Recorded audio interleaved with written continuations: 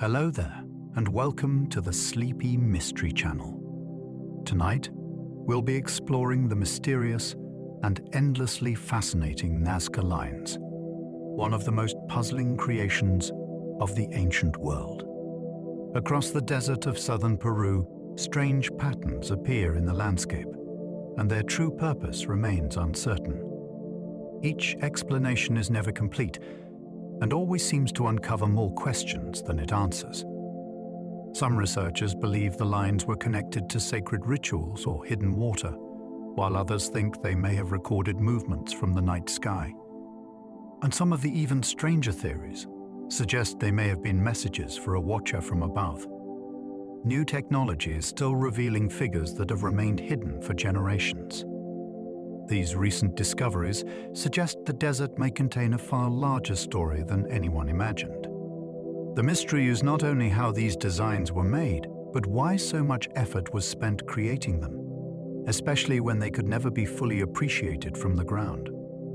If you enjoy these curious journeys, I invite you to like, subscribe, or share a thought below. It helps others find their way here too, one sleepy soul at a time. But for now, all you need to do is settle in. Let your shoulders soften. Let your breathing slow. And allow your mind to settle into stillness as we embark on this mysterious journey together. Let's begin. The Nazca Lines form enormous pictures that only make sense when seen from the sky.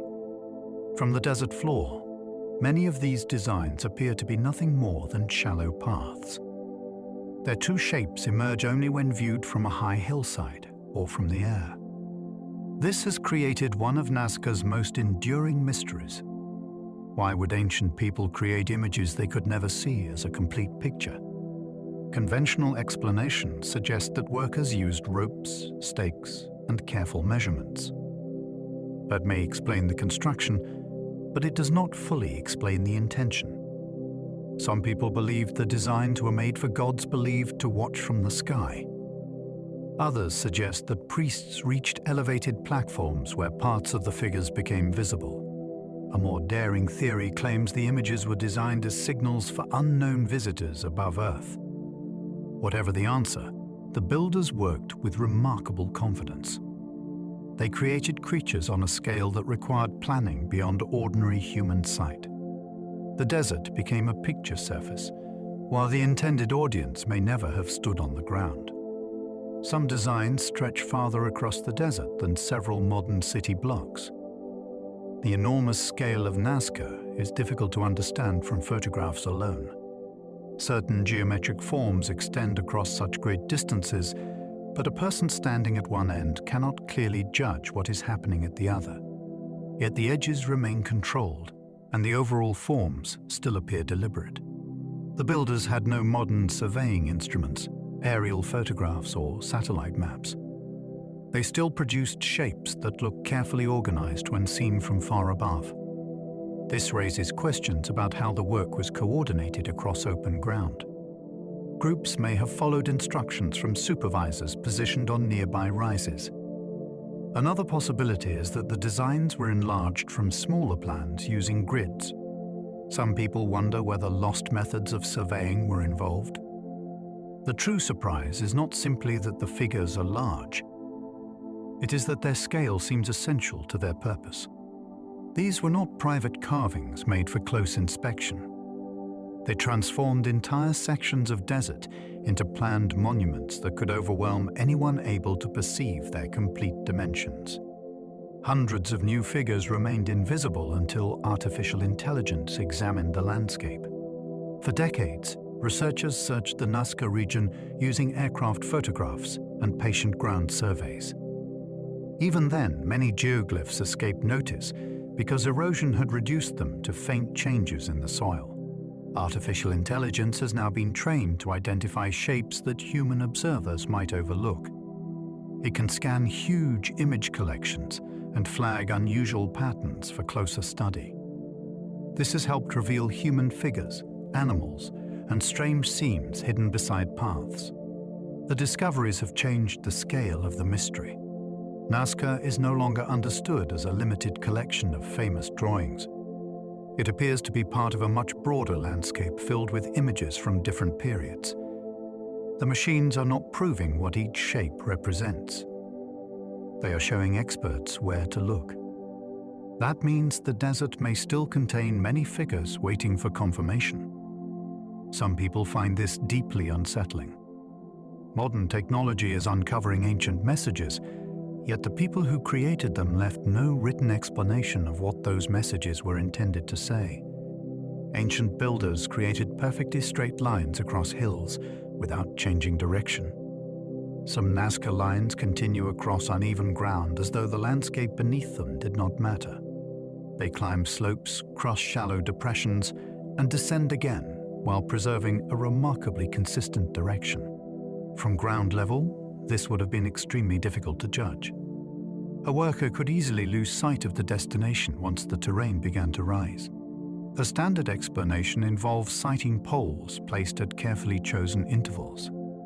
Teams could align each new marker with those already positioned behind it. Even so, the long distances involved make the results impressive. Some lines remain direct across terrain that should have introduced obvious errors. Alternative thinkers have suggested that the builders possessed advanced knowledge of geometry or surveying that later disappeared. Others believe the lines followed sacred directions that had to be preserved at any cost. Their refusal to bend around natural obstacles may be important. It suggests that the destination mattered less than the direction itself. The builders were not simply traveling somewhere. They may have been pointing toward something beyond the visible desert. The famous astronaut figure appears to raise one hand toward the sky. This strange humanoid stands on a hillside rather than the flat desert plain. Its rounded head, large eyes, and raised arm have made it one of Nazca's most controversial images. Supporters of conventional interpretations often describe it as a supernatural being, priest, or ritual character. Ancient astronaut enthusiasts see something very different. To them, the large head resembles a helmet, while the raised hand looks like a greeting aimed toward visitors above.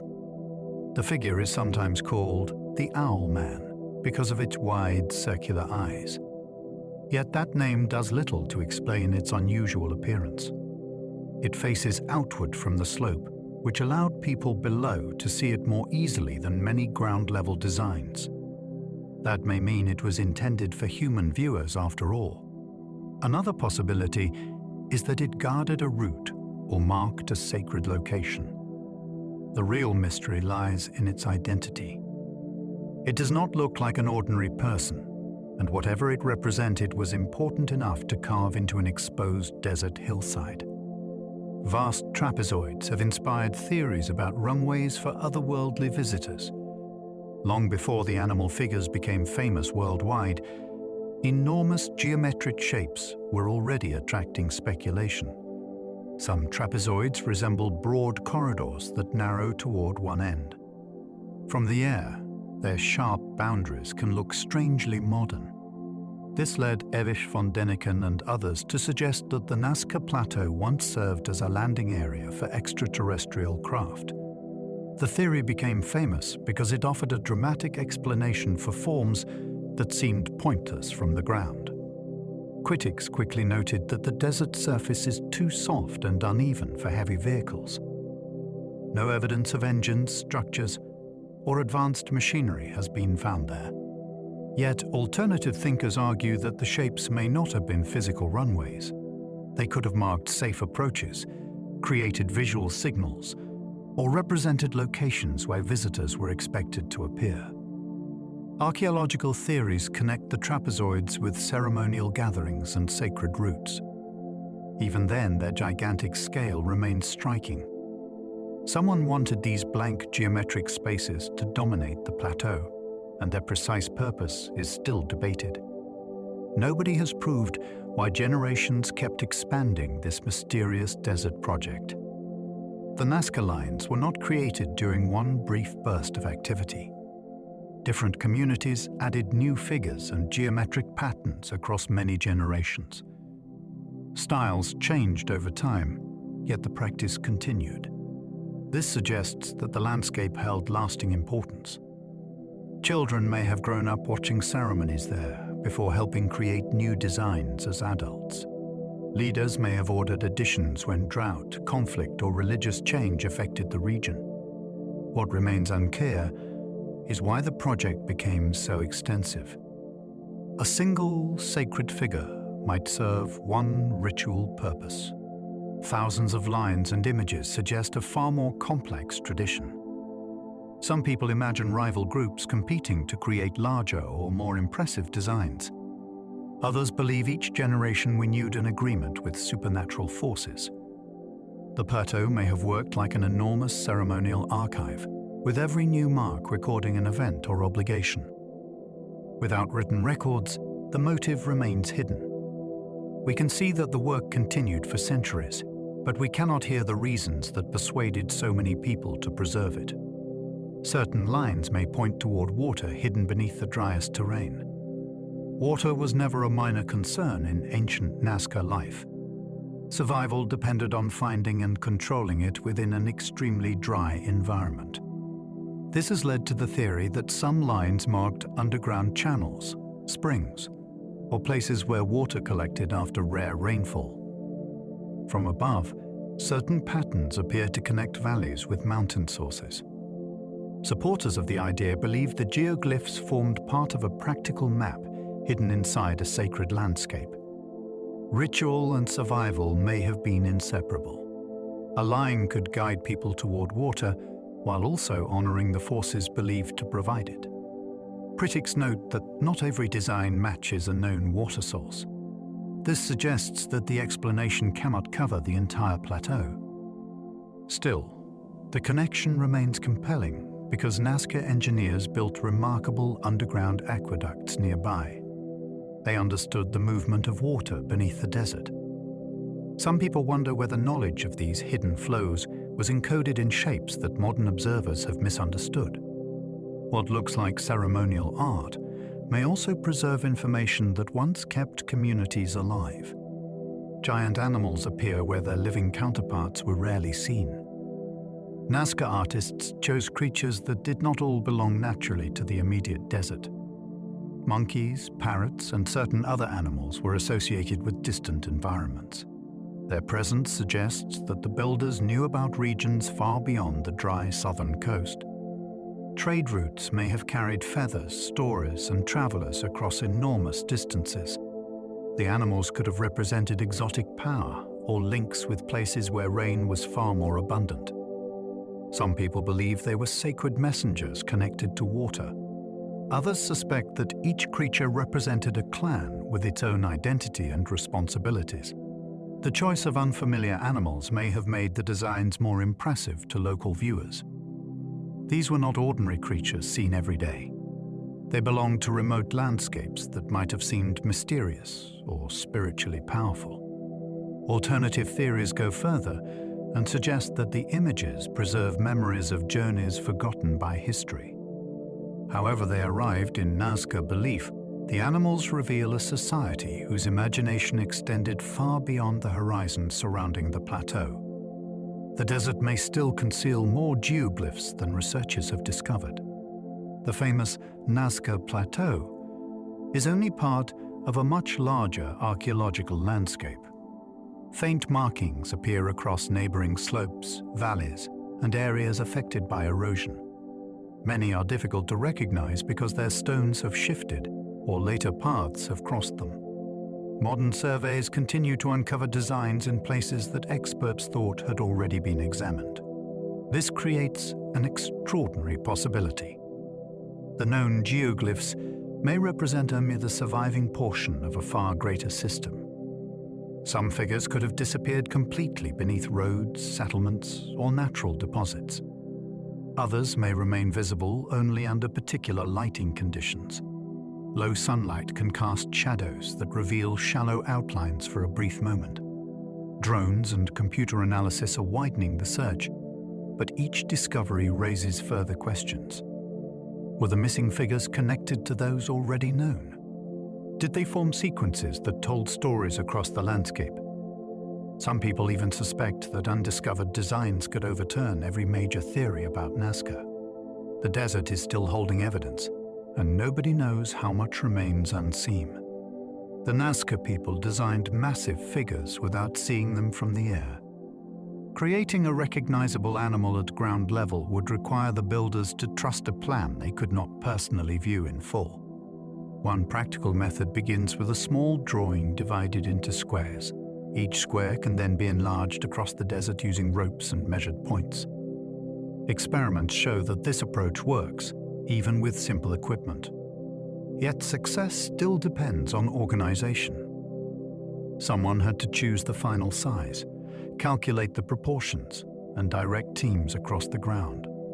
Mistakes could not be corrected by checking the image from above. This makes the process feel almost theatrical. Each worker handled only a small section, while believing that the unseen whole would emerge correctly. Some people think priests controlled the plans and kept their meaning secret. Others imagined skilled specialists traveling between communities to supervise construction. The figures prove that aerial access was not required. However, they also reveal an extraordinary confidence in abstract planning. The builders could hold an image in their minds, then project it across a landscape far larger than human vision. Simple ropes and wooden stakes may explain their astonishing geometric accuracy. The Nazca mystery does not require advanced machines to remain impressive. Archaeologists have found wooden stakes in the desert, and practical experiments show how ropes could produce straight lines and curves. One stake marks a fixed point. Another establishes direction. A stretched rope allows workers to maintain distance while clearing stones from the surface. Circles and spirals can be created by rotating around a center. Larger designs can be transferred from small plans through measured enlargement. These techniques explain much of the physical construction. They do not remove the deeper questions. Who developed the plans, and how were measurements kept consistent across enormous distances? How did teams avoid confusion when several lines crossed the same area? Some people argue that the simplicity of the tools makes the achievement even more remarkable. There was no hidden technology to correct errors. The precision came from planning, discipline, and shared knowledge. A few pieces of wood and fiber became instruments capable of reshaping the desert. What remains missing is the system of ideas that gave those tools their purpose. Several figures can be drawn without lifting the line from the ground. Some Nazca animals are formed by a single continuous path. A person could enter the design, follow its outline, and complete much of the figure without repeatedly crossing open ground. This has encouraged the theory that the images were meant to be walked. Participants may have moved through them during ceremonies, while musicians or observers gathered nearby. The experience from inside the figure would have been very different from seeing it above. Walkers would not perceive the animal as a complete picture. They would experience turns, distances, and changes in direction. That journey itself may have carried meaning. Perhaps each bend represented part of a myth. Another idea suggests that the continuous path guided ritual movement toward a central offering place. Some people compare the figures with labyrinths, though Nazca designs do not function exactly the same way. Their paths remain open and readable rather than deliberately confusing. If walking was essential, then the aerial image may have been secondary. The creature existed for the gods, while humans experienced it one step at a time. The hummingbird's proportions remain remarkably balanced across its enormous wingspan. The hummingbird is among the most elegant Nazca figures. Its long beak, narrow body, and outstretched wings create a controlled design that remains clear despite its immense size. The lines are not crowded with decorative detail. Every section contributes to the overall form. This balance has led some people to suspect that the image was based on careful geometric planning rather than freehand drawing. The beak also aligns with nearby lines, which has encouraged theories involving astronomy or sacred direction. Others connect the hummingbird with rain because the bird appears in Andean traditions associated with fertile regions. Its presence in the desert may have represented hope for water returning to the land. Alternative thinkers have proposed that the shape hides mathematical ratios or encoded measurements. None of these interpretations has been proven. The figure's strength comes from its precision. It feels deliberate at every scale. Even after centuries of exposure, it remains one of the clearest examples of how Nazca artists turned a fragile living creature into a monumental desert symbol. One giant monkey has 9 fingers and a perfectly curled tail. The Nazca monkey looks playful at first, but several details make it deeply unusual. One hand appears to have 5 fingers, while the other has only 4. Its tail forms an immense spiral that dominates the design. No one knows whether the missing finger was symbolic, accidental, or part of a code understood by the builders. Some people connect the spiral with cycles in nature. Others believe it may represent water moving through channels. The monkey itself came from wetter regions east of the Andes, which gives the image another possible connection to rain and fertility. Maria Reich noticed that lines near the figure had astronomical possibilities, and she suspected that the hands might relate to seasonal observations. More speculative theories claim the unequal fingers represent genetic difference or a non-human visitor. There is no evidence for that conclusion, but the odd anatomy continues to attract attention.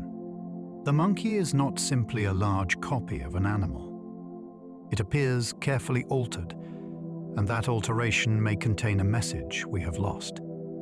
A desert spider may represent a species found far beyond Nazca territory. The spider is often described as one of the most scientifically intriguing geoglyphs. Some observers believe its form resembles a particular spider associated with tropical regions rather than the Nazca desert. One leg also appears extended in an unusual way. This has led to claims that the artists understood a feature visible only during reproduction. Critics argue that the identification is uncertain and may depend on interpreting a simplified drawing too literally. Even so, the possibility raises fascinating questions about contact between distant environments. Traders could have carried specimens or detailed stories across the Andes. Religious specialists may have traveled farther than expected. The spider also held symbolic importance in many cultures because it creates intricate webs and reacts strongly to changes in weather. At Nazca, it may have represented rainfall or the ordering of the world. Some people believe the design encodes a constellation. Others see it as proof of advanced biological observation. Whatever its exact species, the figure was chosen carefully and placed among lines that may have strengthened its hidden meaning. The enormous killer whale carries meanings linked to power and transformation. One of the most dramatic Nazca creatures is a killer whale shown with exaggerated features. In ancient coastal cultures, this animal was more than a familiar sea predator. It appeared in art as a supernatural force connected with danger, death, and control over the ocean. Some versions carry human heads or weapons, which makes their role even more disturbing. The desert geoglyph may have brought the power of the sea into an inland ceremonial space. That would link Nazca communities with coastal beliefs and resources. Another interpretation sees the whale as a creature capable of moving between different worlds. It lived beneath the water but surfaced into the air, making it a natural symbol of transformation. Some people suggest that ritual leaders used its image when seeking authority over life and death. Unlike the calm outlines of certain birds, the killer whale carries a sense of threat. Its presence shows that the Nazca landscape was not filled only with peaceful nature symbols. It also contained beings associated with fear and supernatural power. Some newly discovered figures show armed humans and severed heads. Recent surveys have revealed geoglyphs that feel far more violent than the famous hummingbird or monkey. Certain figures appear to carry weapons, while others are associated with human heads separated from bodies. These discoveries match disturbing images found on Nazca pottery and textiles. Archaeologists have also recovered real trophy heads from the region. Holes were sometimes made through the forehead so a cord could be attached. Scholars debate whether the victims were enemies, sacrificed individuals, or respected ancestors. The geoglyphs may have recorded rituals connected with warfare and supernatural power. Another possibility is that they portrayed myths rather than actual events. Some people believe the figures mark places where victories were celebrated or offerings were made. Their existence changes the familiar image of Nazca as a landscape devoted only to animals and astronomy. Hue and conflict may have been written into the desert as well. These designs suggest that the plateau preserved darker beliefs involving identity, death, and the transfer of power from one person to another. The mysterious pelican stretches longer than many of Nazca's famous animals. The pelican is one of the longest zoomorphic designs in the Nazca region, yet it receives far less attention than the hummingbird or spider. Its extended beak and narrow body create a figure that reaches across an extraordinary distance. Some observers have identified it as a heron or another long-beaked bird, which shows how uncertain many Nazca names remain. The original builders left no labels. What matters is that a water-associated bird was enlarged across an arid plateau. This contrast may have been central to its meaning. Coastal birds could travel between ocean, river mouths, and inland areas. They may have symbolized access to food or the arrival of seasonal change. Some people think the long beak was designed to point toward a significant place. Others believe the figure followed a processional route that participants walked during ceremonies. Its extreme length makes the design difficult to appreciate even from nearby hills. That suggests scale was not chosen for convenience. The bird's importance may have depended on its vast presence across the land. A hillside cat remained unnoticed despite measuring longer than a passenger aircraft. The cat's geoglyph was identified on a steep slope near a popular viewing area. For years, visitors passed close to it without recognizing the full figure. Erosion had left the outline faint, and its hillside position made the shape difficult to detect. Once cleaned and documented, the animal appeared with a long body, pointed ears, and a head turned outward. Its style suggests that it may be older than many designs on the flat plateau. This supports the idea that geoglyph traditions began before the Nazca reached their most famous period. Early artists often placed animals on slopes where they could be seen from below. The cat may therefore have watched over a route used by travelers. Some people connect felines with power, hunting, and supernatural guardianship. Others wonder whether the image marked territory controlled by a particular group. Its rediscovery carries an important warning.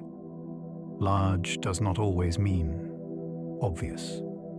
An enormous ancient figure can remain hidden beside a modern attraction simply because nobody knows what pattern to look for. Many figures were placed beside pathways where ancient travelers could encounter them.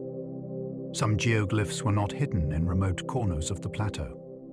They appeared beside routes that people regularly walked. This suggests that the designs may have been created for travelers rather than distant observers. A person approaching one of these figures would not see the complete image at once. The shape would slowly reveal itself through changes in the ground. That experience may have been part of the mystery. Certain figures could have warned visitors that they were entering sacred territory. Others may have identified the group that controlled the route ahead. Some people believe travelers stopped beside them to leave offerings before continuing through the desert. The images may also have served as meeting points where guides waited for arriving groups. If so, the landscape functioned like an enormous map that used sacred symbols instead of written signs. Every journey across Nazca could have become a passage through stories that local people understood immediately. Modern viewers see isolated pictures, but ancient travelers may have seen an organized world of routes and meanings. The smaller geoglyphs may have formed a forgotten system of desert signs. Not every Nazca figure was enormous. Many newly discovered images are smaller and positioned close to old paths. Their placement has encouraged the idea that they worked like signs. A traveler might see a human figure and understand that a settlement lay ahead. An animal could mark a route linked to a particular family or trading group. Certain symbols may have warned that water was scarce beyond that point. Others could have identified places where ceremonies were expected. Unlike the famous figures on the Plateau, these smaller images were easier to recognize from nearby ground. That makes them practical as well as mysterious. Some researchers suspect they formed a communication system that depended on local knowledge. Outsiders would see a strange drawing. Insiders would understand an instruction. The meaning may have changed from one valley to another. This could explain why the figures vary so widely in style. If the theory is correct, much of Nazca's lost communication remains visible today. We can still see the signs, but the language behind them has vanished. Larger animal designs could have guided crowds toward major ceremonial gathering places. The grandest animal figures may have done more than represent sacred creatures. Their position could have helped organize large groups moving through the landscape. Pilgrims arriving from different directions needed clear routes across open desert. A giant bird or monkey might have marked the approach to an important gathering area. The figure itself could act as a shared destination that everyone recognized. Once people arrived, leaders may have directed them toward nearby platforms or ritual paths. Some designs connect with broad lines that resemble ceremonial avenues. This suggests that movement around the image mattered as much as the picture itself. The animal may have announced which ceremony was taking place or which community was responsible for hosting it. Alternative thinkers imagine huge gatherings timed with rare celestial events. Others believe crowds assembled during periods of drought. The figure could then become the center of a collective appeal for help. Seen this way, the animals were not isolated artworks. They were part of a larger system that transformed the desert into a stage for public belief. Several straight lines lead toward mountains associated with rain and sacred power. Mountains dominated the spiritual world of many Andean cultures. They were often treated as living powers that controlled weather and protected communities. At Nazca, certain lines appear to point toward prominent peaks on the horizon. This may not be accidental. Rain falling in the highlands eventually fed valleys far below. A line directed toward a mountain could therefore connect desert communities with the source of their survival. Ceremonies may have involved walking along that line while facing the distant peak. Offerings could have been placed at the end. Some people believe each mountain belonged to a different group. The lines may have shown which sacred power that community honored. More speculative theories suggest the alignments formed an energy network across the region.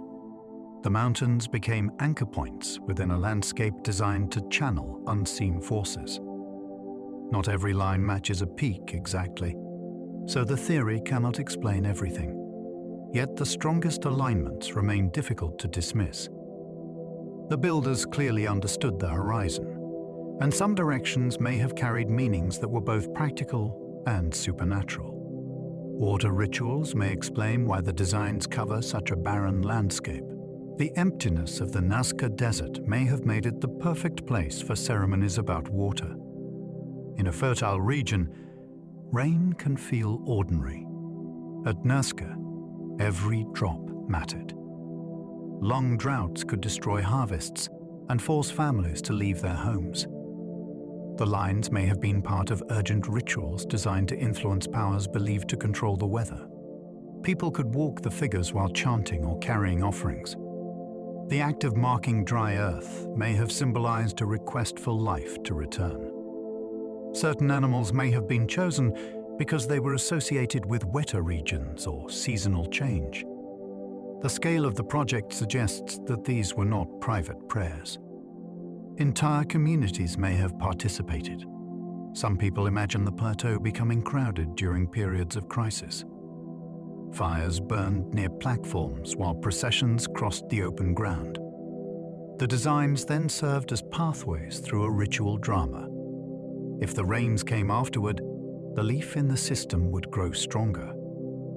If they failed, new figures may have been added in another attempt. Underground aqueducts near Nazca still channel water through remarkable ancient engineering. Beneath the desert lies evidence that Nazca communities understood water with extraordinary skill. They built underground channels that carried precious supplies from hidden sources toward fields and settlements. Spiral openings allowed workers to enter the system and clear blockages. Some of these structures still function today. Their survival has inspired claims that the builders possessed lost engineering knowledge. The channels were carefully placed to capture water moving below the surface. This required close observation of soil, slope, and seasonal change. Some people believe the geoglyphs formed part of the same hydraulic network. Lines above ground may have identified important channels below. Large shapes could mark areas where water was controlled by religious leaders. More unusual theories suggest the spirals were designed to draw energy into the earth. There is no proof of that idea, but their appearance has encouraged endless speculation. What is certain is that Nazca society did not passively endure the desert. It reshaped the hidden world beneath it. The lines above may have mirrored an equally complex system below. Some researchers believe the lines mark invisible water sources beneath the desert. The plateau often appears completely dry, yet water can move beneath its surface. This has led to the theory that certain lines indicate underground flows that ancient people knew how to locate. Supporters point to places where geoglyphs appear near wells or channels.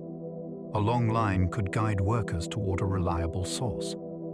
A geometric form might identify land controlled by a particular community.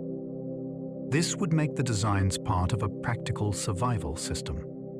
The mystery becomes more compelling when we consider how difficult underground water is to detect without modern equipment. Nazca specialists may have watched vegetation, soil color, and animal behavior. Knowledge gathered over generations could have produced maps that outsiders could not understand. Some people take the idea further. They suggest that the figures were deliberately built above hidden currents because those places were considered powerful. Water moved beneath the desert like an unseen force. The geoglyphs made that force visible. Even if not every line marks water, the strongest connections hint that the landscape may have contained information hidden in plain sight. Ancient processions may have walked the designs during desperate appeals for rain. Imagine hundreds of people moving slowly across the desert while following a line they could not see in full. The journey may have been carefully ordered. Priests led the way, while families carried food or symbolic objects. Musicians could have marked each stage of the procession. The destination may have been a platform where offerings were made. Such ceremonies would become especially important during drought. Walking the design could represent a request directed toward a sacred animal or mountain. Every step might repeat part of the story about the return of water. The figure's complete shape was unnecessary for those taking part. What mattered was the shared movement. Some people believe that repeated walking helped maintain the lines over time. Others suggest the route itself created a temporary bond between separate communities. A crisis that threatened everyone required a ceremony large enough to include everyone. The plateau offered open space for that purpose. The geoglyphs then became paths of hope. Their survival may preserve the memory of ancient people trying to negotiate with forces they believed controlled life.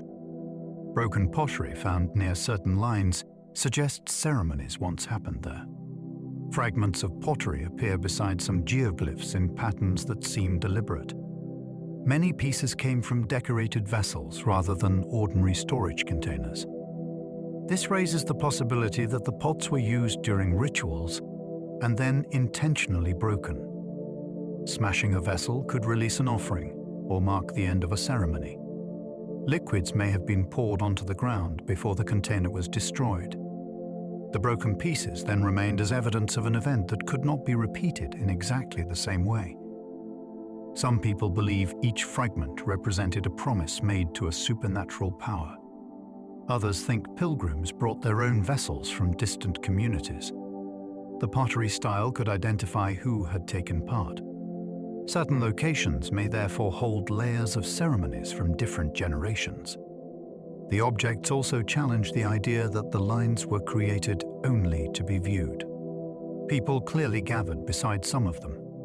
What happened there remains unknown, but the desert was not silent. It may once have been filled with voices, movement, and the sudden sound of pottery breaking. Offerings may have been deliberately smashed where important routes crossed. Intersections in the Nazca landscape may have carried special meaning. When two ceremonial routes crossed, the location could represent a meeting between different powers. People may have stopped there to make offerings before choosing which path to follow. Broken vessels found near certain crossings support this possibility. Food, water, or fermented drink could have been presented to the earth. The container was then destroyed so it could never return to ordinary use. Some people believe the act marked an agreement between communities using the same route. Others see the crossing as a place where the human world touched the supernatural. A traveler might leave something behind in exchange for safe passage. More speculative theories describe the intersections as energy points within a vast desert network. The lines supposedly carried force, while crossings concentrated it. There is no accepted evidence for such energy. Yet the idea reflects how unusual these locations appear. Their importance may not lie in the pictures around them. It may lie in the unseen meanings created when different directions met. Different geoglyph styles reveal centuries of changing beliefs and artistic traditions. The Nazca landscape was not designed according to one fixed plan. Some figures have broad bodies and rounded forms. Others use thin lines and sharp angles. Certain images were placed on slopes, while later designs spread across flatter ground. These differences suggest that the tradition changed over centuries. New generations may have inherited older symbols while giving them new meanings. A creature that once marked territory could later become part of a rain ceremony. Religious leaders may have introduced fresh designs when political power shifted. Some communities could have rejected earlier styles and created images that announced a new identity. The changing forms also make the plateau resemble a record of cultural transformation. Each layer belongs to a different moment. Some people wonder whether periods of crisis produced the most dramatic changes. A major drought or conflict could have inspired a new type of geoglyph. Without written accounts, style becomes one of the few clues left behind. The desert does not preserve a single mystery. It preserves a sequence of mysteries created by people whose beliefs never stopped evolving. The earliest figures may predate the classical Nazca civilization by generations. Some geoglyphs appear to be older than the culture most closely associated with them. Their style resembles images created by earlier communities in southern Peru. This suggests that Nazca artists inherited an existing tradition rather than inventing it. The first figures may have been carved into hillsides where they could be seen from valleys below. Later groups expanded the idea onto the open plateau. If this sequence is correct, the mystery stretches much farther back than many people realize. The original meaning may already have been ancient when the famous designs were created. Nazca leaders could have copied symbols without fully understanding their beginnings. Some people believe the earliest figures marked sacred places connected to ancestors.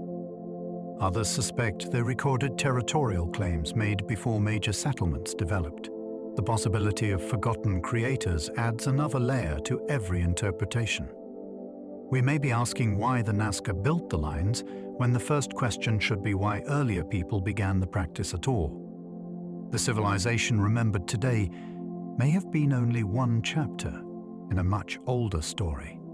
Paracas communities probably created hillside figures before Nazca artists used the plains. The Paracas culture flourished before the height of Nazca civilization. Its people produced striking textiles and unusual human figures. Several hillside geoglyphs resemble those earlier artistic styles. This has led many researchers to connect Paracas communities with the beginning of large desert images. Their figures were often positioned where travelers in nearby valleys could see them. That purpose differs from later ground designs that disappear when viewed too closely. The change may reflect a shift in religion. Paracas images could have addressed human audiences. Nazca forms may have been intended for gods or ritual participants. Some people believe the transition followed the movement of powerful families into new territory. Others imagine that Nazca priests took control of an older sacred tradition and transformed it. The hillside figures then became the ancestors of a much larger project. This possibility also explains why certain humanoid forms look so different from the famous animals. They belong to another period with its own symbols. The Nazca Lines may therefore be a shared creation built across cultural boundaries. Older designs were often carved onto slopes facing inhabited valleys. A figure placed on a hillside could be seen by people living or traveling below. This makes the earliest geoglyphs feel more like monuments than hidden drawings. Their position may have allowed them to watch over settlements. A large human figure could represent an ancestor believed to protect the valley. Another might warn outsiders that the land belonged to a powerful group. Unlike images on the flat plateau, these designs worked as visible statements. Their creators chose slopes that acted like natural display surfaces. Some people think ceremonies were performed beneath them, so the figure appeared to observe the gathering. Others believe they marked routes leading toward burial grounds or sacred springs. The direction each image faced may have mattered more than its exact shape. It looked toward the people who were expected to understand it. Later cultures changed the tradition by moving onto the plains. That shift created the aerial mystery known today. Yet the hillside figures remind us that the earliest purpose may have been direct and public. They were meant to be seen. Later builders preferred the open plateau for colossal geometric patterns. When geoglyph makers moved onto the flat desert, the scale of their work changed dramatically. The plateau offered space for lines that could continue across enormous distances. It also allowed trapezoids and broad clearings to dominate the landscape. These geometric forms often appear more severe than the earlier hillside figures. They seem designed around direction and movement, rather than simple recognition. Some may have guided processions toward ceremonial centers. Others could have framed parts of the horizon during important events. The move onto open ground may reflect the rise of larger communities capable of organizing major projects. It may also show a change in who the audience was. Hillside images spoke to people below. Plateau designs may have addressed beings believed to watch from above. Some people suspect the geometry represented a new religious system imposed across the region. The straight lines ignored older local boundaries and created a shared sacred order. Whatever caused the change, Nazca builders stopped using the desert merely as a surface. They began treating the entire plateau as one connected ceremonial space. One culture may have inherited the project from mysterious earlier communities. traditions can survive long after their original explanation has faded. Nazca people may have encountered ancient figures already carved into the land. Instead of removing them, they could have treated them as sacred works, left by ancestors. New designs were then added beside the old ones. Over time, the project grew while its earliest purpose became uncertain. This possibility changes the way we think about the builders. They may have been interpreters as well as creators. Some people imagine priests claiming special knowledge about the old images. That knowledge could strengthen their authority. Others believe separate communities adopted the tradition because controlling ancient sites brought prestige. The result was a landscape where each generation responded to mysteries inherited from the last. Certain symbols may have been copied because they were considered powerful, not because anyone still understood them. This happens in many cultures. A ritual continues because stopping feels dangerous. If Nazca worked this way, the plateau may contain ancient misunderstandings layered upon even older beliefs. The mystery did not begin after the culture vanished. It may have existed while the lines were still being made. New discoveries suggest ordinary people appeared more often than previously believed. For many years, public attention focused on elegant animals and perfect geometric forms. Recent discoveries have revealed a different side of the landscape. Smaller figures often show humans engaged in recognizable actions. Some appear to carry objects or stand in unusual poses. These images feel less formal than the famous Plateau designs. They may represent travelers, hunters, warriors, or figures from local stories. Their presence suggests that Nazca geoglyphs were not only concerned with gods and sacred animals. Human life also mattered. Some people believe ordinary individuals commissioned images connected to family identity. Others think the figures recorded memorable events. A successful journey or conflict might be marked beside the route where it happened. These discoveries make the desert feel more personal. The builders were not creating only distant religious symbols. They may have been leaving images of themselves. That possibility also changes who controlled the tradition. Geoglyph making may not have belonged entirely to elite priests. Smaller groups could have created their own figures for reasons that never entered official history. Many human figures wear unusual headdresses with unknown ceremonial meanings. Headdresses can reveal status, identity, and religious authority. At Nazca, several human figures appear with shapes rising from their heads. Some resemble feathers. Others look like rays or rounded coverings. The exact details are difficult to interpret because the figures are simple and weathered. Yet the repeated emphasis on the head seems important. Ancient Nazca art often shows elaborate head ornaments worn by powerful beings. A geoglyph with a large headdress may therefore represent a priest or supernatural character. Some people believe different shapes identified separate communities. A traveler could recognize the figure and understand which group controlled that place. Alternative theories claim certain headdresses resemble helmets or devices. This interpretation has become popular among ancient astronaut enthusiasts. There is no proof that the figures show technology, but their unusual appearance keeps the idea alive. The real explanation may be equally fascinating.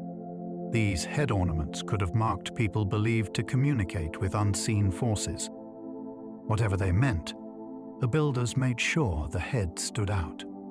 Identity may have been carried above the face rather than within it. Certain characters appear to carry clubs, staffs, bags, or ritual objects. Objects held by human geoglyphs may be the key to understanding who those figures were. A staff could show authority. A club might indicate warfare or protection. A bag may have carried offerings used during ceremonies. Yet the simple outlines make each object open to interpretation. What looks like a weapon could be a farming tool. What resembles a bag might represent a severed head or ceremonial container. This uncertainty has encouraged many competing theories. Some people believe the figures record specific roles within Nazca society. One character may be a messenger. Another could be a ritual leader. Others suggest the objects are symbols linked to myths that no longer survive. Alternative writers sometimes see advanced instruments in the hands of certain figures. They argue that ancient artists were copying technology they did not understand. No evidence confirms that claim. Still, the objects were included for a reason. The figures are not simply standing. They are equipped. Whatever they carried may have told ancient viewers exactly who they were and what power they possessed. A strange two-headed serpent seems to swallow human figures from both ends. Among the newly recognized geoglyphs is a disturbing creature with a head at either end of its body. Human figures appear caught within its mouths. The scene feels more like a story than a simple animal portrait. It may represent a myth about death, rebirth, or travel between worlds. Two-headed serpents appear in many cultures as symbols of opposing forces. One head can face the past, while the other faces the future. At Nazca, the swallowed humans may have been participants in a transformation rather than victims. Some people believe the image relates to ritual sacrifice. Others think it shows ancestors entering the supernatural realm. More speculative interpretations claim the serpent represents a portal or machine described through animal imagery. That idea cannot be tested, but the unusual composition invites speculation. The figure stands apart from the cleaner animal outlines known worldwide. It contains action and danger. Someone wanted viewers to understand that something was happening. The geoglyph may preserve a complete episode from a forgotten story whose ending vanished long ago. Newly identified parrots reveal connections with distant tropical environments. Parrots do not naturally belong to the dry Nazca Desert. Their appearance in geoglyphs points toward contact with the tropical regions beyond the Andes. Bright feathers were valuable trade items, and may have traveled across long routes. A living parrot would have seemed extraordinary in a landscape of dust and stone. Its colors and ability to imitate speech could give it supernatural importance. Some people believe parrots represented communication with spirits. Others connect them with rain because they came from lush regions where water was abundant. A parrot geoglyph may therefore have carried the promise of fertility. The image also proves that Nazca knowledge was not isolated. Travelers crossed mountains and exchanged goods with distant communities. Stories moved with them. More adventurous theories suggest the birds marked routes used by secret trading networks. The geoglyphs may have shown where valuable feathers entered the region. Whatever their purpose, the parrots reveal a world larger than the desert itself. Nazca artists transformed creatures from faraway forests into permanent symbols on open ground. Llama geoglyphs may record caravans crossing ancient desert trade routes. Llamas were essential to long-distance movement across the Andes. Caravans carried food, textiles, minerals, and ceremonial goods between regions. A llama figure beside an old route could mark a place where travelers rested or exchanged supplies. It might also represent the group responsible for maintaining that path. Some geoglyph scenes appear to show rows of camelids that resemble animals moving together. This has encouraged the idea that the desert preserved memories of actual caravans. Leaders may have commissioned figures after successful journeys. Others could have served as protective symbols before dangerous crossings. Some people believe rituals were performed to prevent animals from becoming lost.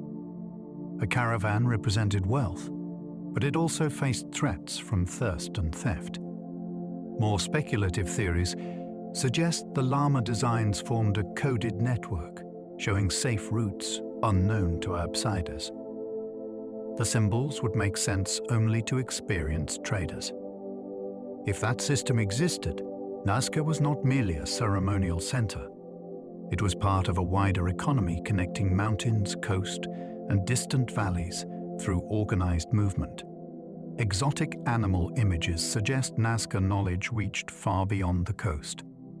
The range of creatures shown at Nazca implies detailed awareness of environments separated by mountains and great distances. This knowledge could have arrived through trade, migration, or storytelling. People may have seen unusual animals brought alive from other regions. They could also have studied feathers, skins, and decorated objects. Yet some figures capture distinctive features that suggest more than vague rumors. The artists understood enough to create recognizable forms. This has led some people to imagine specialist travelers who moved between ecological zones. Religious leaders may have collected information because distant animals carried sacred power. Alternative thinkers propose that the geoglyphs form a record of forgotten exploration. They believe ancient communities traveled farther than conventional history allows. There is no need to assume impossible journeys, but the images do challenge the idea of an isolated desert society. Nazca was connected to a network of ideas that stretched beyond the visible horizon. The plateau became a place where distant worlds were brought together.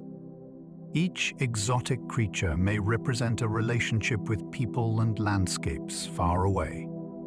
Some creatures combine human and animal features in unsettling ways. Not every Nazca figure fits neatly into a known species. Certain forms appear to blend human bodies with animal heads or limbs. These hybrids may represent supernatural beings from myths. They could also show ritual performers wearing masks and costumes. Ancient Nazca pottery contains figures that shift between human and animal forms. This suggests transformation played an important role in belief. A priest entering a trance may have been thought to become a powerful creature. The geoglyph then recorded that altered identity. Some people connect these hybrids with shamans who traveled into unseen worlds. Others interpret them as guardians placed near sacred roots. Ancient astronaut enthusiasts see possible evidence of non-human visitors. That claim remains unsupported, but the figures are strange enough to keep the theory alive.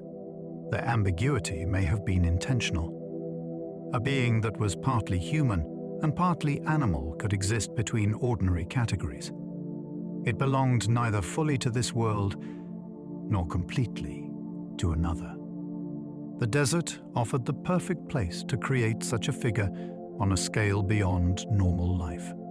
Mythical beings on Nazca pottery closely resemble figures drawn across the desert.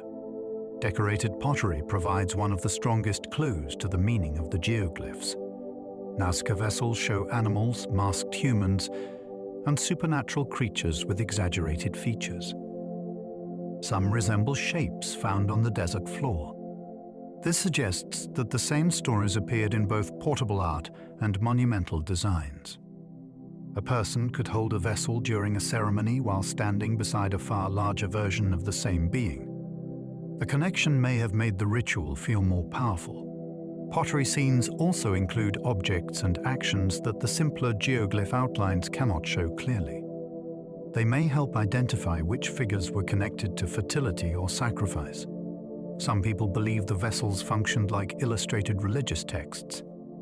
The desert images then acted as enormous chapters within the same belief system. Yet the meaning remains uncertain because no written explanation survives. We can recognize visual similarities without knowing the story behind them. The same mysterious character appears in two places, but its name and purpose have disappeared. That gap keeps the interpretation open. The lines may preserve stories once performed rather than written down. Nazca culture did not leave a written history that modern people can read. Stories may have been remembered through ceremony instead. A procession could follow a line, while a leader recited part of a myth. Different turns in the path might correspond with key moments. Musicians and dancers may have represented characters shown in nearby geoglyphs. The desert then became a stage where stories were physically entered.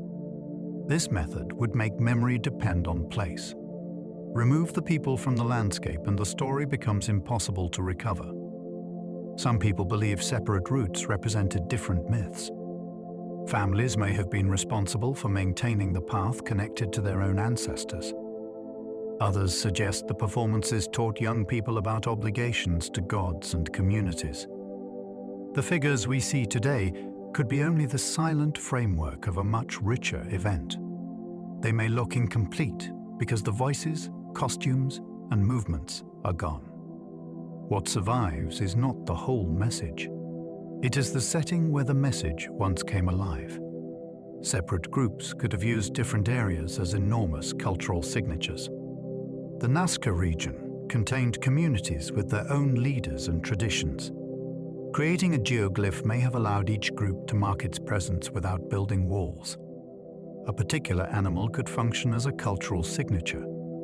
People approaching that part of the desert would know who controlled the nearby water or route. The size of the image would make the claim impossible to ignore. Some people believe clans returned to the same area for generations. New lines were added, while older ones remained visible beneath them. The result would resemble a layered record of territorial identity. Conflict may have occurred when groups crossed into places marked by rival symbols. At other times, neighboring communities could have joined their designs during shared ceremonies. More speculative theories suggest the plateau was divided according to hidden rules that modern maps fail to recognize. Each sector may have belonged to a different sacred power.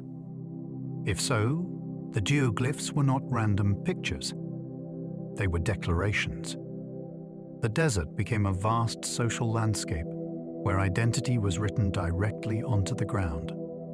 Competing communities may have created increasingly impressive designs to display influence. Once one group created a large geoglyph, another may have felt pressure to produce something even greater. This could explain why the designs became more ambitious over time. A community capable of organizing hundreds of workers demonstrated wealth and authority. The finished image showed that its leaders could command labor beyond everyday survival. Ceremonies held there would attract visitors and strengthen local prestige. Some people compare the process with rival cities building larger temples. At Nazca, the monument spread horizontally across the desert, instead of rising into the sky. Competition may also explain overlapping lines. A later group could cut through an older design to announce new power. Alternatively, builders may have respected earlier figures while placing their own work nearby. The plateau then became a public arena of influence. More unusual theories suggest rival priesthoods were testing different methods of contacting supernatural forces. Each new design represented another attempt to gain favor. Whether the competition was political or religious, scale became a language. Bigger projects told the world that a community mattered. Certain trapezoids appear repeatedly beside ceremonial platforms and ancient settlements. Trapezoids are among the most puzzling forms at Nazca because they often lack an obvious image. Their broad ends and narrowing sides create spaces that seem designed for organized activity. Some are located near platforms where people may have gathered. Others connect with routes leading toward settlements. This pattern suggests that trapezoids could have served as ceremonial forecourts. Groups may have assembled within the cleared area before beginning a procession. The narrowing shape could direct attention toward a mountain or sacred point. Some people believe offerings were placed at the wider end. Others suspect the form represented a pathway for supernatural beings. Alternative theories describe the trapezoids as signals meant to be recognized from the air. The lack of clear explanation keeps those ideas alive. What matters is their repeated association with human activity. They were not random clearings. Their size required coordinated effort, and their placement followed choices that mattered to the builders. Each one may have acted as a threshold, People entered ordinary ground at one end and emerged within a sacred landscape at the other. The lost city of Cahuachi may have controlled important Nazca rituals. Cahuachi was once a major ceremonial center near the Nazca Lines. It contained large adobe structures, open plazas, and spaces capable of receiving many visitors. Yet it may not have functioned like an ordinary city. Evidence suggests that people gathered there during special events, rather than living there permanently in great numbers. This makes Cahuachi a possible center of religious authority. Leaders based there could have organized geoglyph construction across the region. Pilgrims may have brought offerings before traveling onto the plateau. Some people believe particular lines formed routes connected directly with ceremonies at Cahuachi. The center may also have controlled access to sacred knowledge. Priests could decide which figures were created and when they were used. More speculative theories imagine hidden chambers beneath its mounds containing records of the geoglyphs. No such archive has been confirmed. Still, Cahuachi provides a human center for the mystery.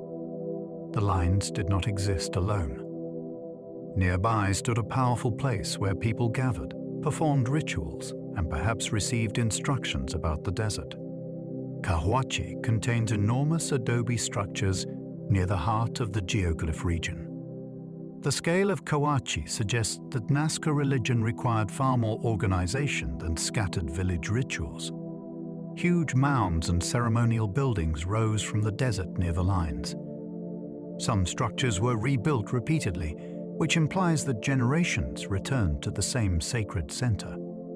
The site may have housed priests who controlled calendars, ceremonies, and access to important knowledge.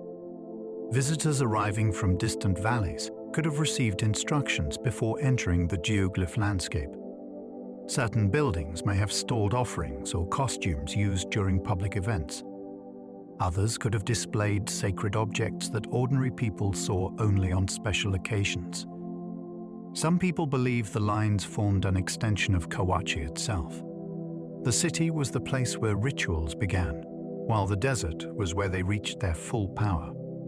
Its eventual decline adds another mystery. When Cahuachi lost influence, many geoglyph traditions also changed.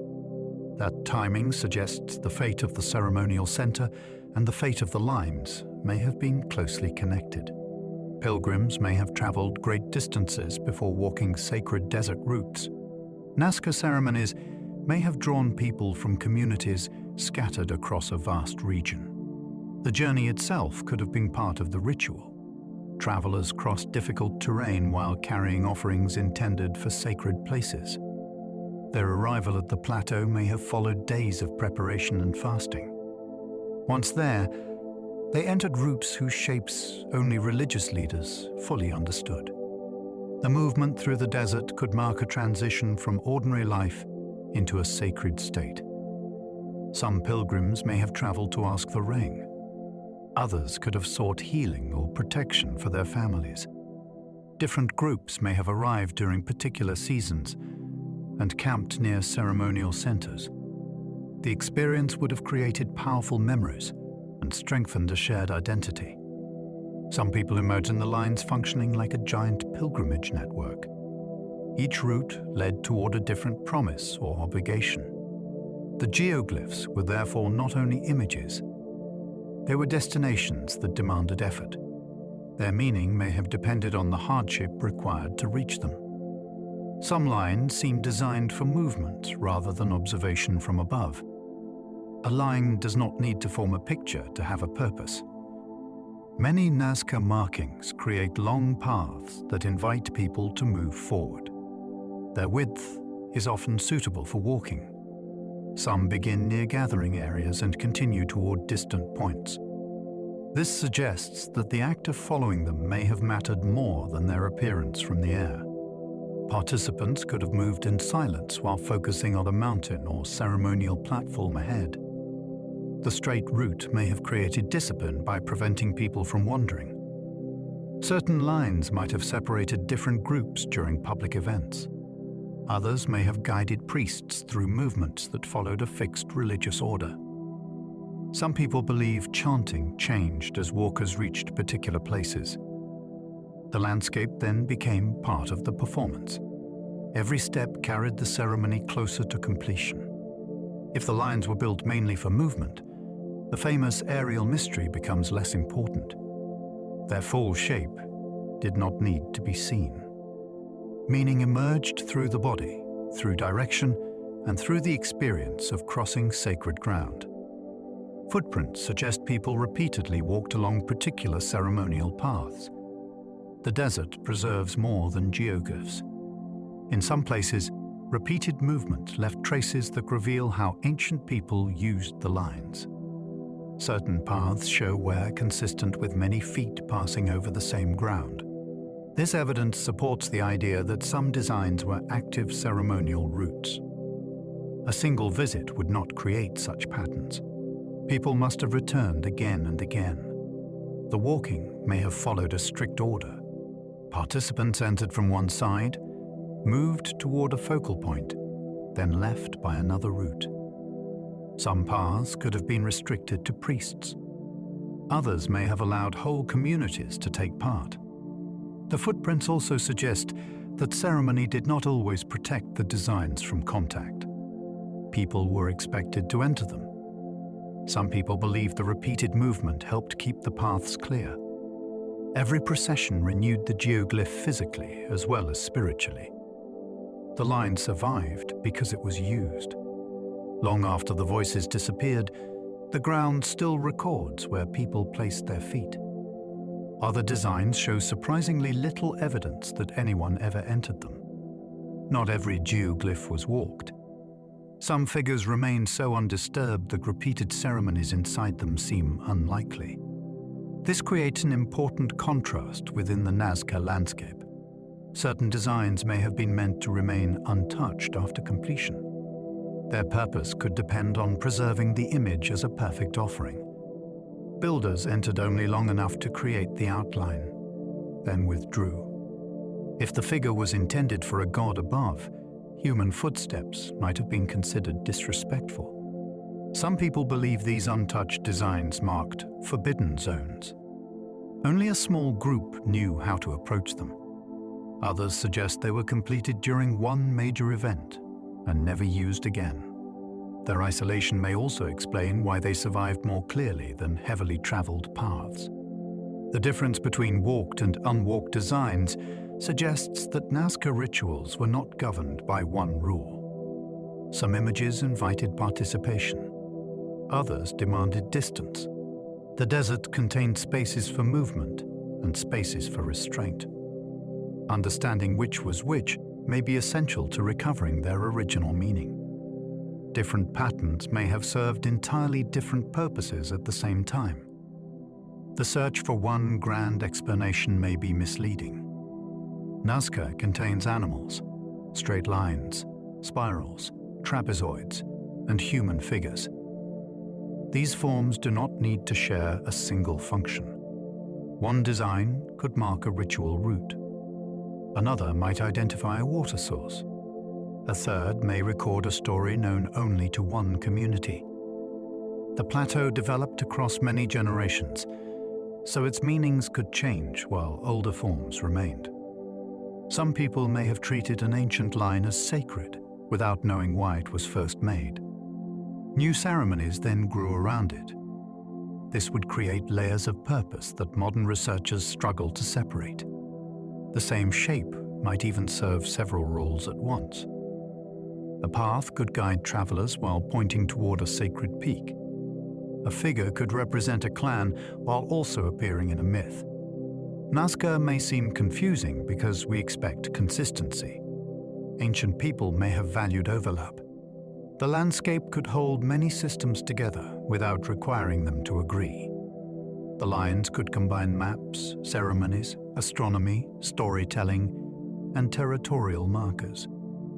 Nazca may have functioned as a complete cultural landscape rather than a collection of separate drawings. Its lines could guide movement while also connecting people with sacred directions. A route might point toward a mountain that announced seasonal change. The same route could lead to a place where a community performed its own story. Nearby symbols may have identified who held rights to the land. This combination would make perfect sense to people who did not divide practical life from religion. Water, territory, ancestry, and the sky could all belong to one system. Modern categories may be creating confusion by pulling those meanings apart. Some people search for a single hidden code beneath the entire plateau. The greater possibility is that Nazca worked through several codes at once. A visitor trained in the tradition could read the landscape on many levels. Outsiders saw only stones and paths. Insiders saw obligations and directions. The mystery survives because the physical marks remain, while the knowledge needed to interpret them disappeared. No single theory successfully explains every figure and geometric formation. Each major Nazca theory solves part of the puzzle and then fails somewhere else. Astronomical ideas work for certain alignments, but not for thousands of other lines. Water theories fit many locations, yet leave some animal figures unexplained. Processional interpretations match worn paths, but struggle with designs that were rarely entered. Ancient astronaut claims offer dramatic answers while lacking physical evidence. This pattern may tell us something important. The geoglyphs were probably created for more than one reason. They also belong to different periods and communities. Expecting a universal explanation may be like trying to explain every building in a modern city with one purpose. Some people still believe a lost master plan connects everything. They imagine a system too complex for current research to recognize. That possibility keeps the mystery alive.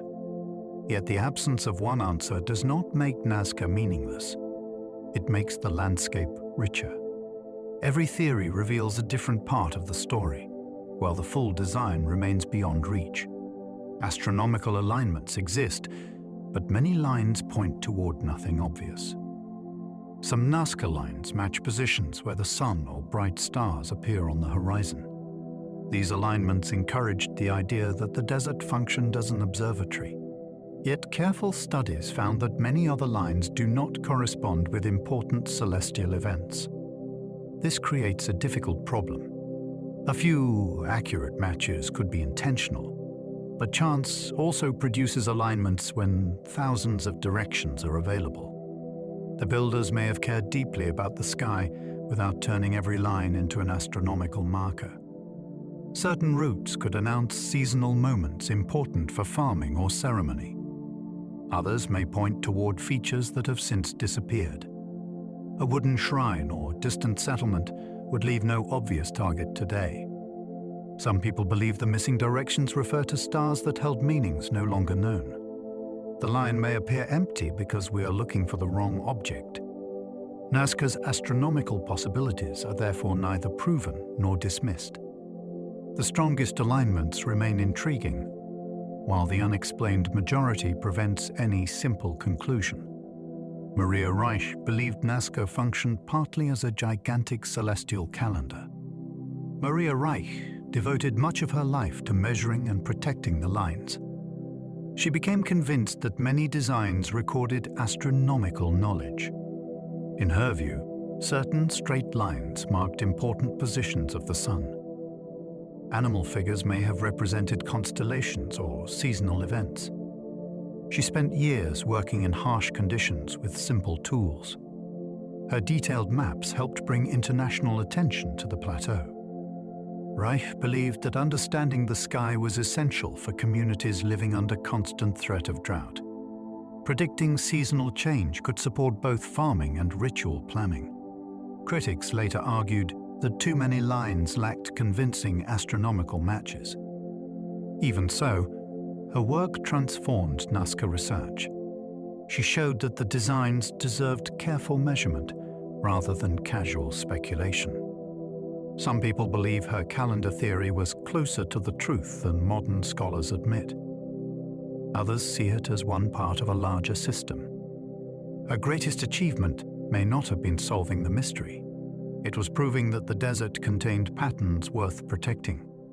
Paul Kosok witnessed a line meeting the setting sun near the solstice. The astronomical theory gained momentum after Paul Kosok observed the sun setting near the direction of a Nazca line. The event occurred around the winter solstice in the southern hemisphere. To Kosok, the alignment suggested that the Plateau was a vast book of astronomy. A line could mark a crucial turning point in the year. Such moments mattered because they helped organize farming and ceremony. The observation was dramatic, but one alignment could not prove the purpose of every geoglyph. Thousands of lines create many chances for apparent matches. Even so, the experience changed how the site was understood. Nazca was no longer only an artistic mystery.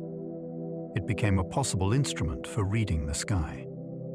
Some people believe the builders gathered at sunset to watch the sun reach a sacred direction. The alignment may have signaled that a ceremony should begin. Whether intentional or accidental, Kosok's discovery opened one of the most enduring debates surrounding the lines. Some animal shapes may represent constellations recognized by ancient Andean observers. Modern constellations are not universal. Different cultures connect stars into different shapes. Nazca people may have seen animals in the night sky that are invisible to modern astronomy. A monkey, bird, or whale on the desert floor could represent a celestial figure known through oral tradition. The image might have been used to teach stories about seasonal change. Certain stars appear or disappear at times connected with weather and planting. A geoglyph could preserve that knowledge in permanent form. Some Andean traditions also recognize dark constellations. These are shapes formed by patches within the Milky Way rather than bright stars. That idea creates fascinating possibilities for Nazca animals. Their outlines may correspond to patterns that researchers have not tested correctly. Some people believe the Plateau mirrored an entire sacred sky. Each creature below answered to a creature above. Without the original names and stories, the connection remains difficult to prove. The stars survive, but the way Nazca observers group them may be lost forever. The spider has been linked to celestial patterns and seasonal rainfall. Spiders often become more visible when weather conditions change. This may have made them powerful seasonal symbols for ancient desert communities. At Nazca, the spider geoglyph has been connected with both rainfall and astronomy. Some interpretations link its shape to a constellation or group of stars. Others suggest that the creature represented the arrival of water through its natural behavior. A spider responding to humidity could act as a living sign that conditions were changing. The geoglyph may have transformed that observation into a sacred image. Certain lines near the figure have also been studied for possible celestial directions. Some people believe the spider formed part of a calendar used to anticipate rain. More speculative ideas claim that its unusual leg marks a precise astronomical point. No agreement exists about the exact meaning. Yet the combination of animal behavior and seasonal survival makes the figure especially compelling. It may record a moment when careful observation became religion, then religion became a picture across the desert. Certain spirals may represent cycles involving water, time, or heavenly movement. Spirals appear repeatedly in ancient art because they express movement without showing a clear beginning or end. At Nazca, spiral forms may have represented water turning through underground channels. They could also symbolize the return of seasons or the apparent rotation of stars. A person walking a spiral would gradually move toward its center. That journey might create a ritual experience of entering a sacred place. The return path would reverse the movement and lead back into ordinary space. Some people believe spirals marked points where energy was thought to gather. Others connect them with shells brought from the coast. Shells carried associations with water and distant trade. The meaning may have depended on the location of each design. A spiral beside a root could guide movement. One near a water source might express renewal. Another placed within a larger pattern may have represented cosmic order. The shape remains simple, but its possible meanings reach across the entire Nazca world. Repeated zigzags resemble symbols associated with lightning and flowing water. Zigzag patterns can represent sudden movement. In Andean art, they are often connected with lightning, snakes, or streams. At Nazca, these angular forms may have carried similar meanings. Lightning mattered because it announced storms in a land desperate for rain. A zigzag line could capture the path of a bolt across the sky. It might also show water moving through rough terrain. Some designs appear beside broader geometric forms, which suggests that the pattern was part of a larger ceremonial message. People may have walked along the sharp turns during rituals intended to call rain. Each change in direction could imitate the unpredictable force they hoped to attract. Alternative thinkers believe zigzags represented vibrations or energy waves. That idea is impossible to confirm, but the visual resemblance keeps it popular. Whatever the answer, the builders chose a form that communicated power and movement. The pattern does not feel calm or decorative. It feels active, as though something invisible is traveling through the ground. Long lines could have framed important sunrise and sunset positions. A line does not need to point directly at the sun to have astronomical value. Two lines can create a narrow viewing corridor. An observer standing between them could watch the horizon and notice where sunrise or sunset appeared during a particular season. This method may have helped mark moments important for ceremony. The exact day could be recognized when the sun entered the framed space. Mountains on the horizon would provide additional reference points. Some people believe certain Nazca line groups worked in this way. The Plateau offered wide views with few obstacles. A carefully chosen position could turn a landscape into a natural instrument. The system would not require written numbers or complex machinery. Knowledge passed through training could be highly accurate. Critics note that many apparent corridors face directions with no clear solar meaning. Yet the strongest examples remain suggestive. The lines may have created temporary windows in the desert. At the right moment, the sun entered the frame and confirmed that sacred time had arrived.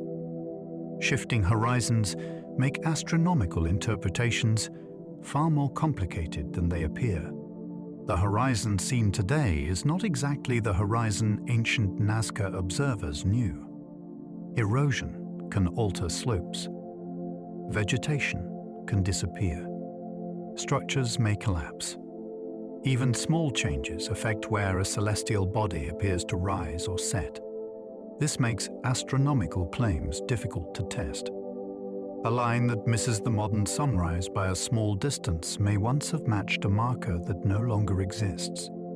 The position of stars also changes slowly across centuries. Earth's axis shifts, which alters the sky over long periods. Researchers must calculate what ancient observers would have seen. Some people use these uncertainties to support almost any alignment. Others reject possible connections too quickly because present conditions do not match.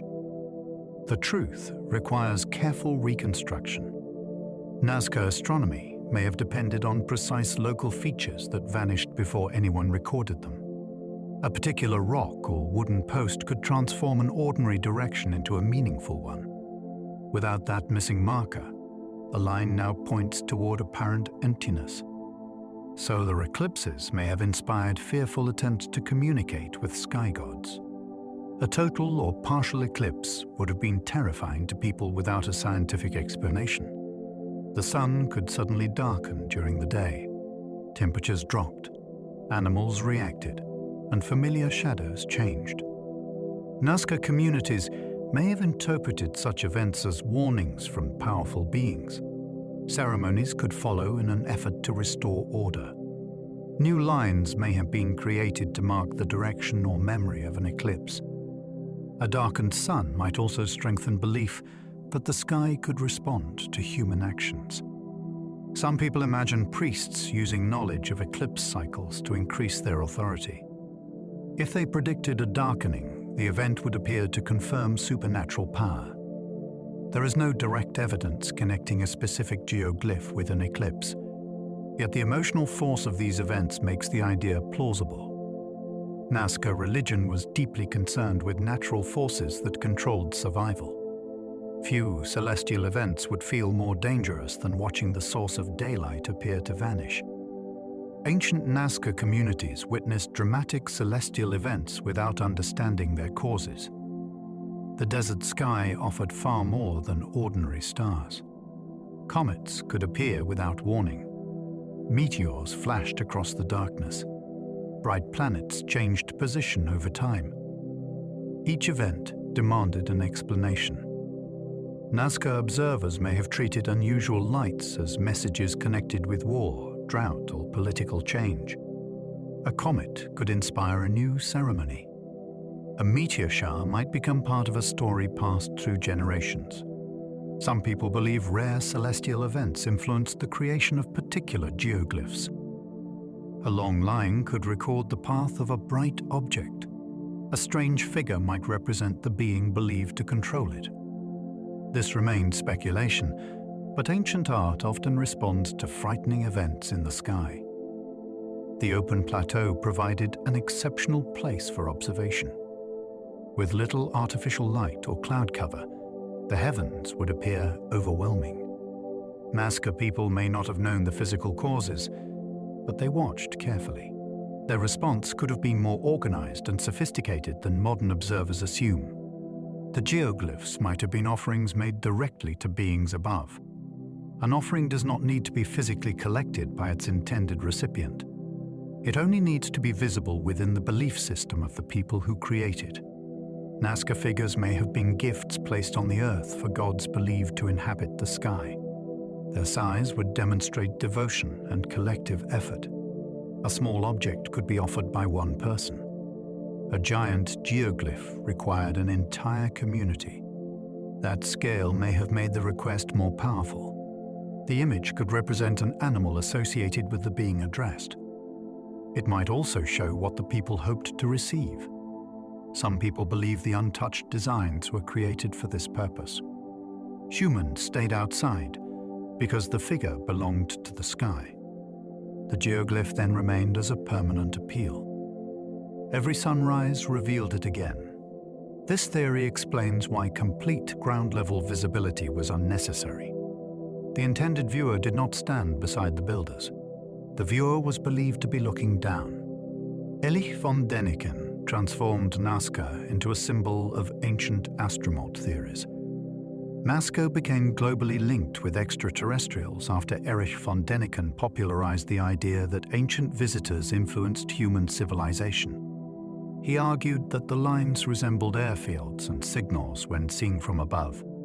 The theory appealed to people who believed conventional archaeology underestimated ancient mysteries. Nazca offered striking images that seemed designed for flight long before aircraft existed. Critics accused von Däniken of ignoring cultural explanations and practical construction methods. Even so, his interpretation changed public imagination. Millions of people began seeing the plateau as possible evidence of contact with beings from another world. The theory also raised a provocative question. Why do so many ancient monuments seem connected with the sky? Some people reject his conclusions, but credit him with bringing attention to overlooked sites. Others believe later discoveries have made his ideas more relevant. Whether viewed as visionary or sensational, von Däniken gave Nazca a new identity. It became not only an archaeological puzzle, but a central location in the modern mythology of ancient astronauts. His runway theory remains famous despite the desert surface being dangerously soft. The idea that spacecraft physically landed on the Nazca Plateau faces a serious practical problem. The surface consists of loose stones and fragile ground. Heavy craft would likely leave deep marks or disturb the lines. No convincing landing damage has been found. Many broad shapes also contain uneven terrain that would make poor runways. Critics use these facts to dismiss the entire theory. Supporters respond that extraterrestrial vehicles may not require wheels or long landing distances. A craft capable of crossing space could hover or descend vertically. The trapezoids might therefore mark approach zones rather than surfaces for contact. Others suggest the shapes were built by humans who misunderstood what they had once witnessed. They copied the appearance of landing areas without knowing how the technology worked. This explanation moves the theory beyond ordinary engineering. It also makes it harder to test. The weakness of the ground remains a major objection, but it has not ended speculation. Instead, it pushed ancient astronaut believers toward even stranger possibilities. Some believers argue the lines were signals rather than actual landing strips. A signal does not need to support the vehicle that sees it. It only needs to remain visible from the right direction.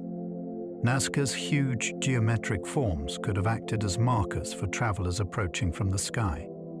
Different shapes might identify separate locations or provide guidance across the plateau. A long line could establish direction. A trapezoid might highlight an area of importance. Animal figures could serve as recognizable symbols rather than technical instructions. Some people compare the idea with modern ground signs used by pilots. Others imagine the designs announcing that an intelligent culture lived below. This interpretation avoids the problem of soft desert soil. It also explains why visibility from above seems so important. Critics point out that human builders could create sky-facing symbols for religious reasons without ever seeing aircraft. The signal theory therefore remains possible only within a larger ancient astronaut story. No device or message has been found. Yet the plateau still looks strangely communicative. Its shapes appear to say something, even when nobody can agree about the intended audience. Giant figures may have welcomed visitors expected to return from the heavens. Stories about gods descending from the sky appear in many cultures.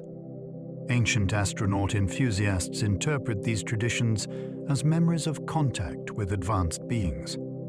At Nazca, enormous figures could have been created in anticipation of a return.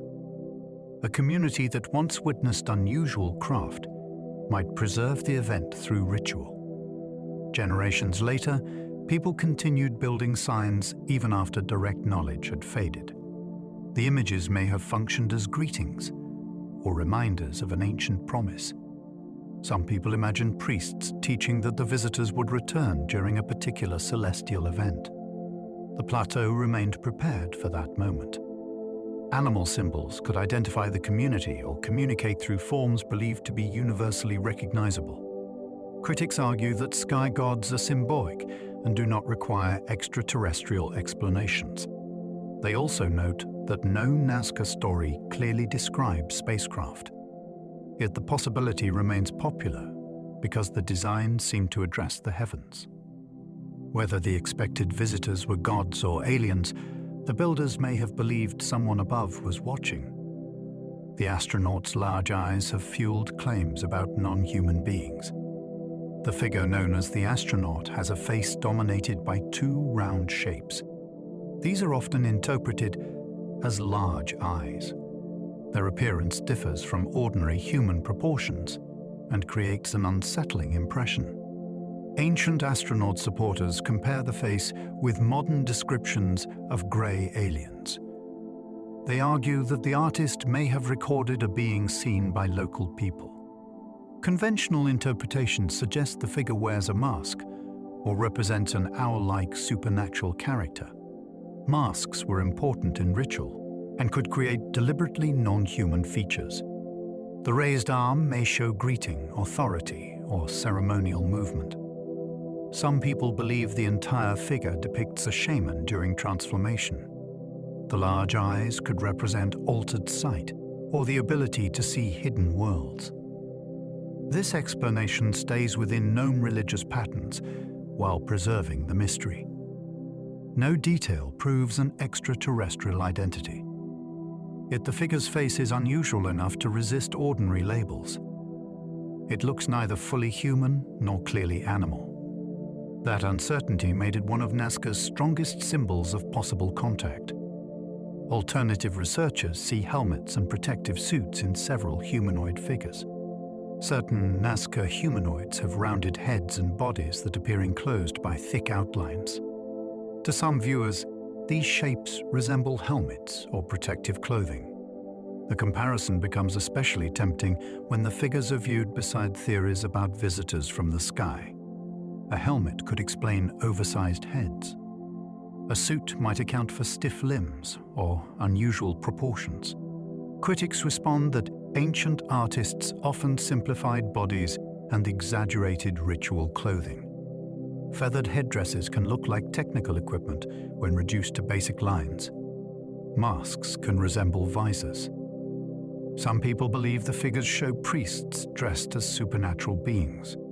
Their costumes may have been designed to erase ordinary human identity.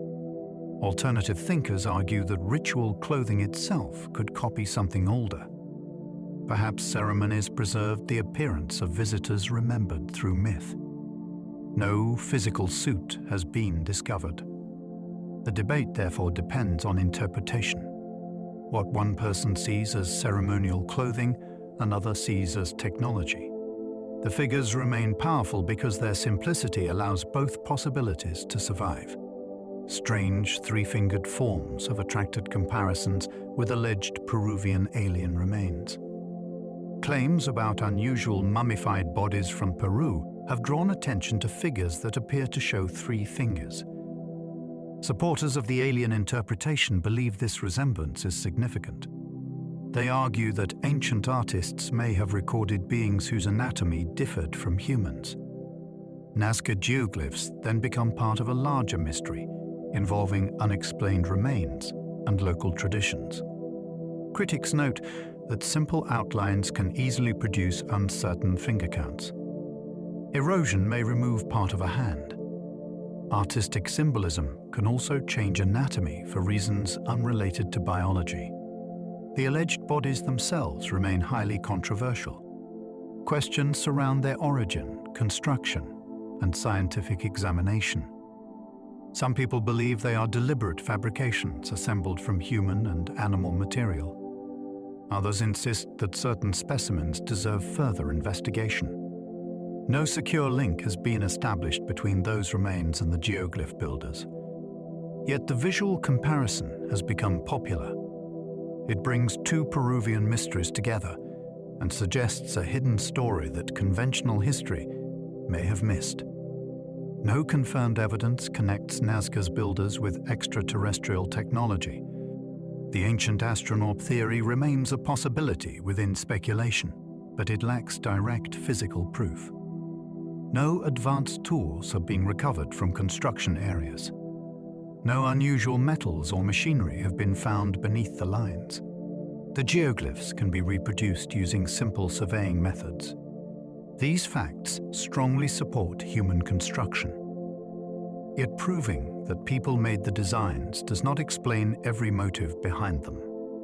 Some believers argue that humans could have built the lines after witnessing something extraordinary. Contact would influence the idea without supplying the labor. Others claim evidence may have been removed or misunderstood. Such arguments are difficult to test. The responsible conclusion is that extraterrestrial involvement has not been demonstrated.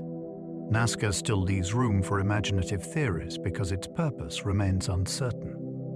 Mystery should not be confused with proof. At the same time, absence of alien evidence does not make the site ordinary.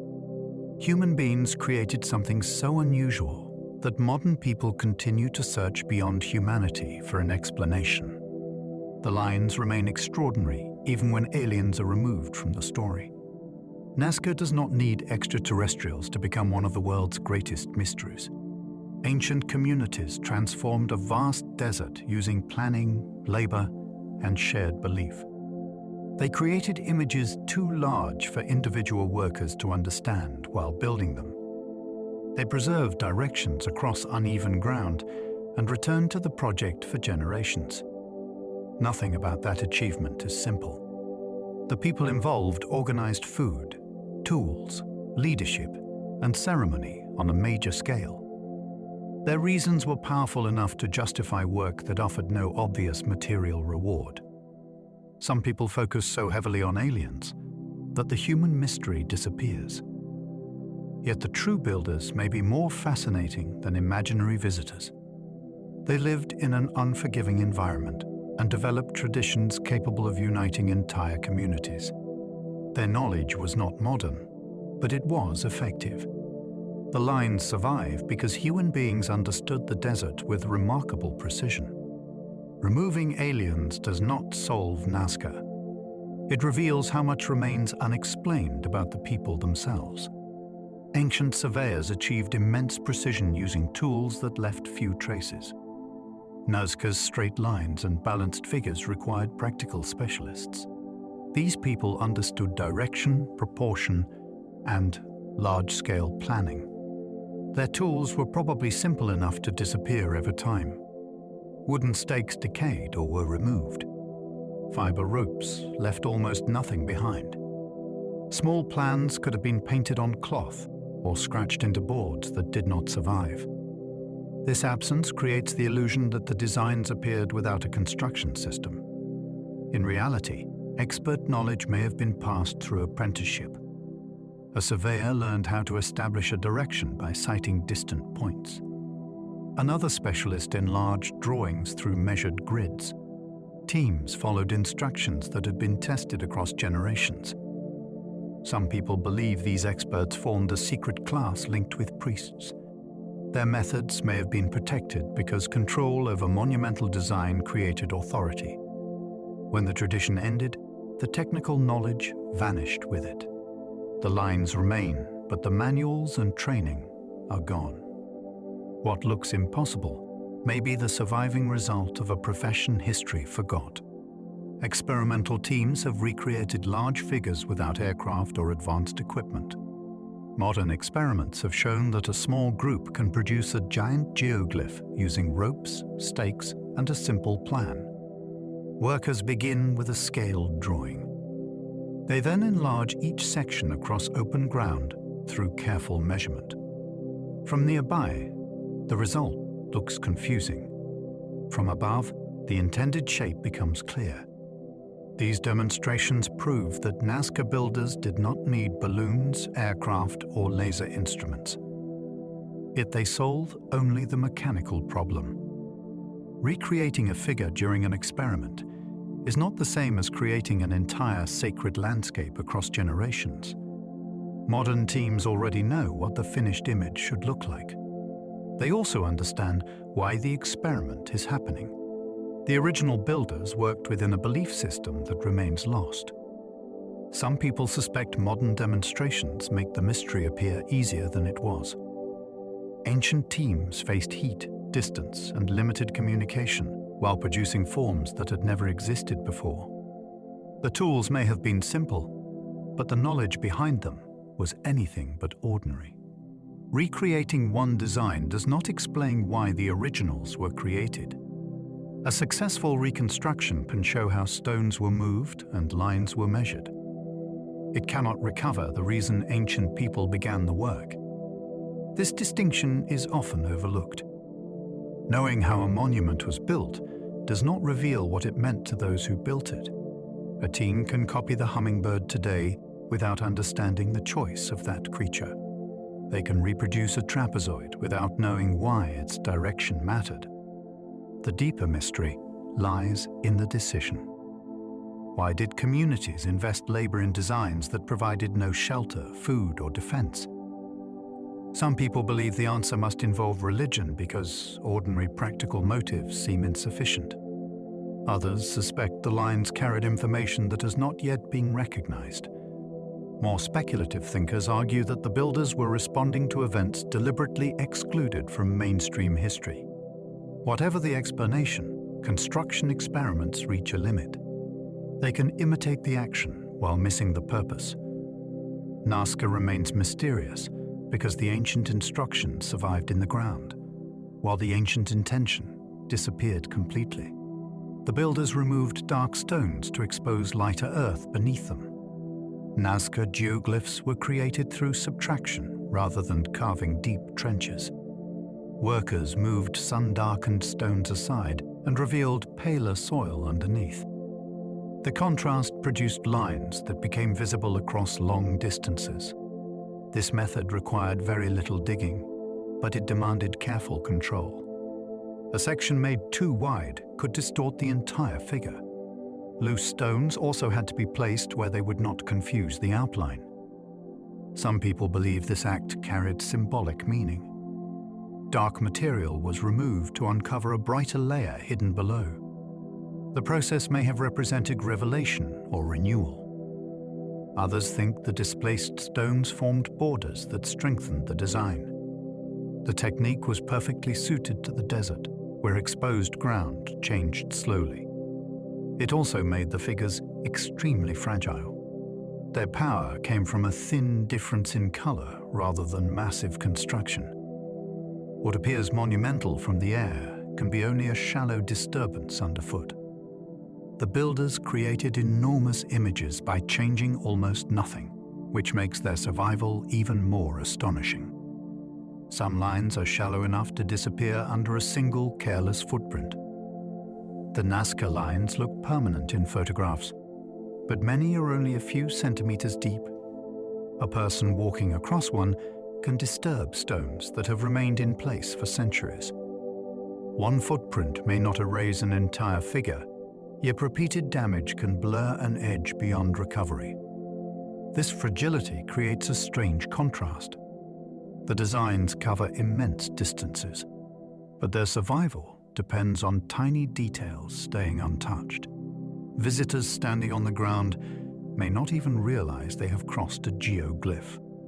Some people believe ancient communities understood this danger and restricted access to certain areas. Modern protection is far more difficult because roads and tourism bring constant pressure. The lines cannot simply be rebuilt after damage. Restoring them would require guessing where every original stone belonged. That would create a modern copy rather than preserve an ancient surface. Nazca, therefore, survives through restraint. The mystery remains visible only when people resist approaching it too closely. A landscape made to be seen has become a landscape that must not be entered. Extreme dryness preserved fragile markings for nearly 2,000 years. Most ground drawings would disappear after a few seasons of rain and plant growth. Nazca survived because the desert provides unusually stable conditions. The surface receives very little moisture, so flowing water rarely washes the lines away. Sparse vegetation means roots do not break apart the designs. The dark stones also absorb heat and may help create small air movements that protect exposed soil. This combination turned the plateau into a natural archive. Some people see the preservation itself as part of the builder's genius. They chose a place where a shallow mark could outlast cities. Others wonder whether they understood that the lines would survive for distant generations. If so, the project may have been designed as a message across time. The builders could not know about modern aircraft, but they may have expected future people to rediscover their work. The desert held their images with almost impossible patience. Civilizations changed around it, yet the ground continued displaying the same unanswered statements. Almost no rain falls to erase the exposed desert patterns. Rain is rare around Nazca, and this absence explains much of the site's extraordinary preservation. A heavy storm would carry loose soil downhill and soften the sharp contrast between cleared earth and darker stones. Because such storms are uncommon, the lines remain readable far longer than they would elsewhere. Yet the lack of rain also made life difficult for the people who created them. The same climate that preserved the geoglyphs threaten the communities responsible for their construction. This creates a powerful contradiction. The builders may have made many designs while asking for water, but water itself could have damaged their work. Some people believe this tension was meaningful. The lines survived because the requested rain rarely came. Others suggest the geoglyphs were placed in areas where runoff would avoid them. That would show careful understanding of the terrain. Nazca's dryness is not only a background condition, it may be part of the mystery itself. The environment protected the message while placing constant pressure on the society that created it. Calm winds helped protect designs that should have vanished centuries ago. Strong winds can move sand and scatter stones across open ground. Nazca experiences wind, but local conditions often remain stable enough to prevent constant burial of the geoglyphs.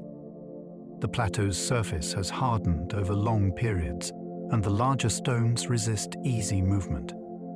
This helps preserve edges that would otherwise soften into the desert. Some explanations also suggest that temperature differences near the ground create protective air currents. These small effects may reduce the amount of loose material settling inside the lines. The idea sounds almost too perfect. A fragile image survives because the desert's wind behaves differently from what visitors might expect. Some people wonder whether the builders deliberately selected areas with unusual airflow. They may have tested nearby surfaces before choosing where to work. Others believe the preservation is simply fortunate. Either way, the geoglyphs depend on a balance that could easily have failed. A slight change in local conditions might have buried entire figures before modern observers ever saw them. Natural minerals slowly hardened parts of the ground around certain geoglyphs. Desert surfaces can develop a dark mineral coating over extremely long periods. This coating gives many Nazca stones their weathered appearance. When builders moved those stones, they exposed lighter material that had not undergone the same process. The untouched surface around the lines also became firm and stable. This natural hardening helped preserve the contrast. It may also explain why later disturbances appear so clearly. A vehicle crossing the plateau breaks a surface that took centuries to form.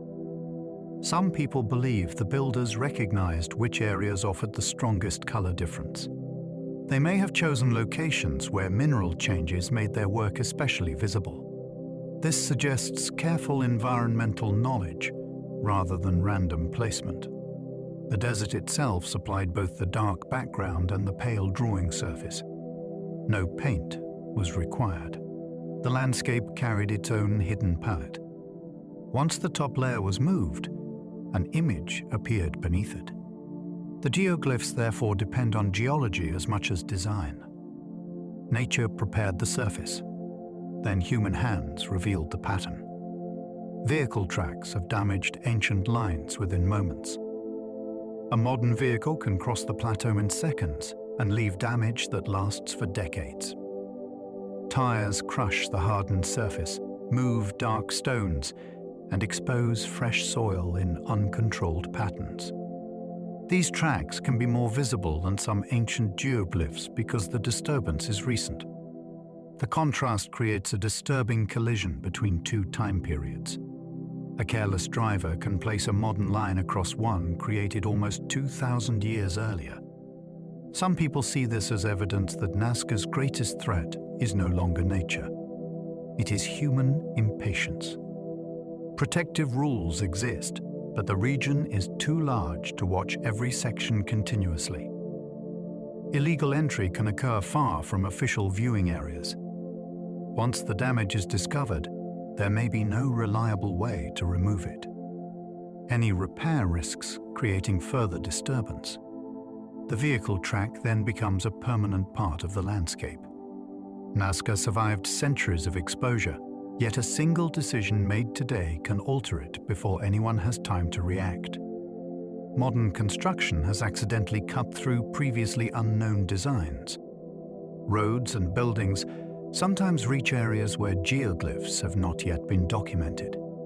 Workers may begin clearing ground without realizing that faint lines lie beneath their machinery.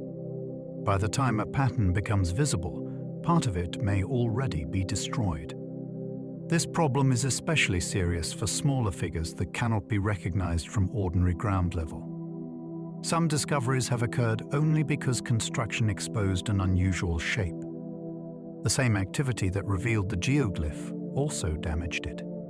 This creates a difficult conflict between preservation and development. Local communities need roads and services, yet the desert may contain archaeological evidence almost everywhere. Some people believe vast areas should remain completely untouched until they are fully surveyed. Others argue that such protection would be impossible to enforce. The hidden figures make every project uncertain. A blank patch of ground may not be blank at all. It may contain the missing section of a story that no one has yet learned to read. A major highway separated the famous lizard figure into two sections. The Pan American Highway crosses the Nazca landscape and passes directly through the area of the lizard geoglyph. Construction took place before the full importance of the design was understood. The road divided the figure and permanently altered its appearance. Today, the damaged geoglyph stands as a reminder of how easily ancient evidence can be lost. The builders created an animal across open desert, yet modern planners saw only empty land. Some people find this especially tragic because the lizard may once have belonged to a larger group of nearby figures.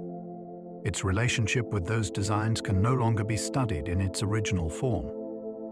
The highway also reveals how recent the modern appreciation of Nazca really is. What is now protected as a global wonder was once treated as an obstacle to transport. The road did not erase the entire figure, but it broke the connection between its parts. A mystery that survived for centuries was changed forever by a project completed within a single generation. Tire marks once crossed the Hummingbird after an unauthorized desert entry. The Hummingbird is one of Nazca's most recognized figures, yet even this famous design has faced direct damage. An unauthorized driver entered the protected area and left tire marks close to the geoglyph. The incident shocked observers because it showed that global fame does not guarantee safety. A person inside a vehicle may see only open ground. From above, the same movement becomes a scar beside an irreplaceable image. Some people believe stronger barriers should surround every major figure. Others argue that physical barriers would damage the landscape and change how the site is experienced.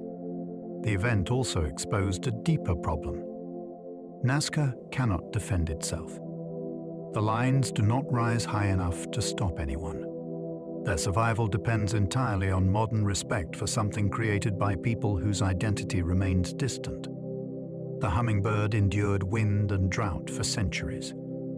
Its greatest danger came from a machine that crossed the desert in a matter of minutes. Climate change may bring destructive rainfall to this unusually preserved landscape. Nazca's survival depends on environmental stability. If rainfall becomes more frequent or intense, water could cut channels through the plateau and carry away exposed soil. Even a small increase in extreme storms may damage designs that have endured because such events were rare. Climate change also affects surrounding communities, which can increase pressure on land and water resources near protected areas. Some people fear that the geoglyphs face a future unlike anything in their past. Ancient builders selected a desert that seemed almost permanent. Modern climate patterns may prove that no landscape remains fixed forever. Heavy rain has already caused concern in parts of the region. The lines may survive ordinary weather, but sudden runoff can erase delicate sections quickly. This threat adds urgency to mapping and preservation. Every figure must be documented before conditions change. Nazca's mystery may not be whether all the designs will eventually be understood. It may be whether they will remain visible long enough for that understanding to happen. Mining activity near Nazca has raised fears about undiscovered archaeological sites. The region surrounding the lines contains valuable resources, and mining can bring roads, machinery, and large-scale ground disturbance. Even when major geoglyphs are avoided, lesser-known sites may lie nearby. The greatest danger comes from what has not yet been discovered. A faint figure can disappear before anyone records it. Mining also changes drainage and traffic patterns across the desert. These effects may reach beyond the immediate work area. Some people suspect that important geoglyph zones extend farther than official boundaries recognize. They argue that protection focuses too heavily on the famous Plateau while ignoring surrounding valleys. Others believe economic needs make complete restriction unrealistic. The debate is difficult because unknown evidence cannot defend itself. Archaeologists can point to documented figures, but they cannot identify every buried or eroded design. The possibility of hidden geoglyphs turns each excavation into a risk. Beneath apparently empty ground, there may be images that would completely change the history of Nazca. Looters destroyed valuable context before many locations could be properly studied. Looters searching for pottery, textiles, and human remains have disturbed burial areas throughout southern Peru. Objects removed from their original positions lose much of their meaning. A decorated vessel sold alone cannot reveal which body it accompanied or what other offerings surrounded it. This damage affects interpretations of the Nazca Lines because burial customs and geoglyph traditions may have been connected. Some people believe certain figures marked routes towards cemeteries or places associated with ancestors.